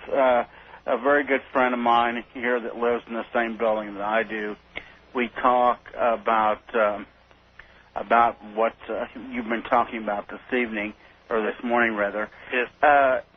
There is two particular demons that I don't know what the names of them are, but he has stated that he has seen one that attacked his wife. Very quickly, caller. In a sexual manner. Yes.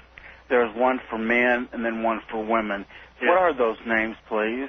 I don't know. I only know the name of two demons. One is Lucifer, the other is Satan. They're distinct demons. Doctor, we're coming to the end of the program. It has been incredible. I want to thank you very much for having me. I want to thank you very much for being here. It has been absolutely incredible. And perhaps one day we will do it again. If not, this will certainly stand as the definitive program we've ever done on this subject. And I tell you, all you've got to do is to call me and tell me, and I will come to you. I'll do your show again and again and again. It's too much of a privilege to expect it, but I will do it whenever you are.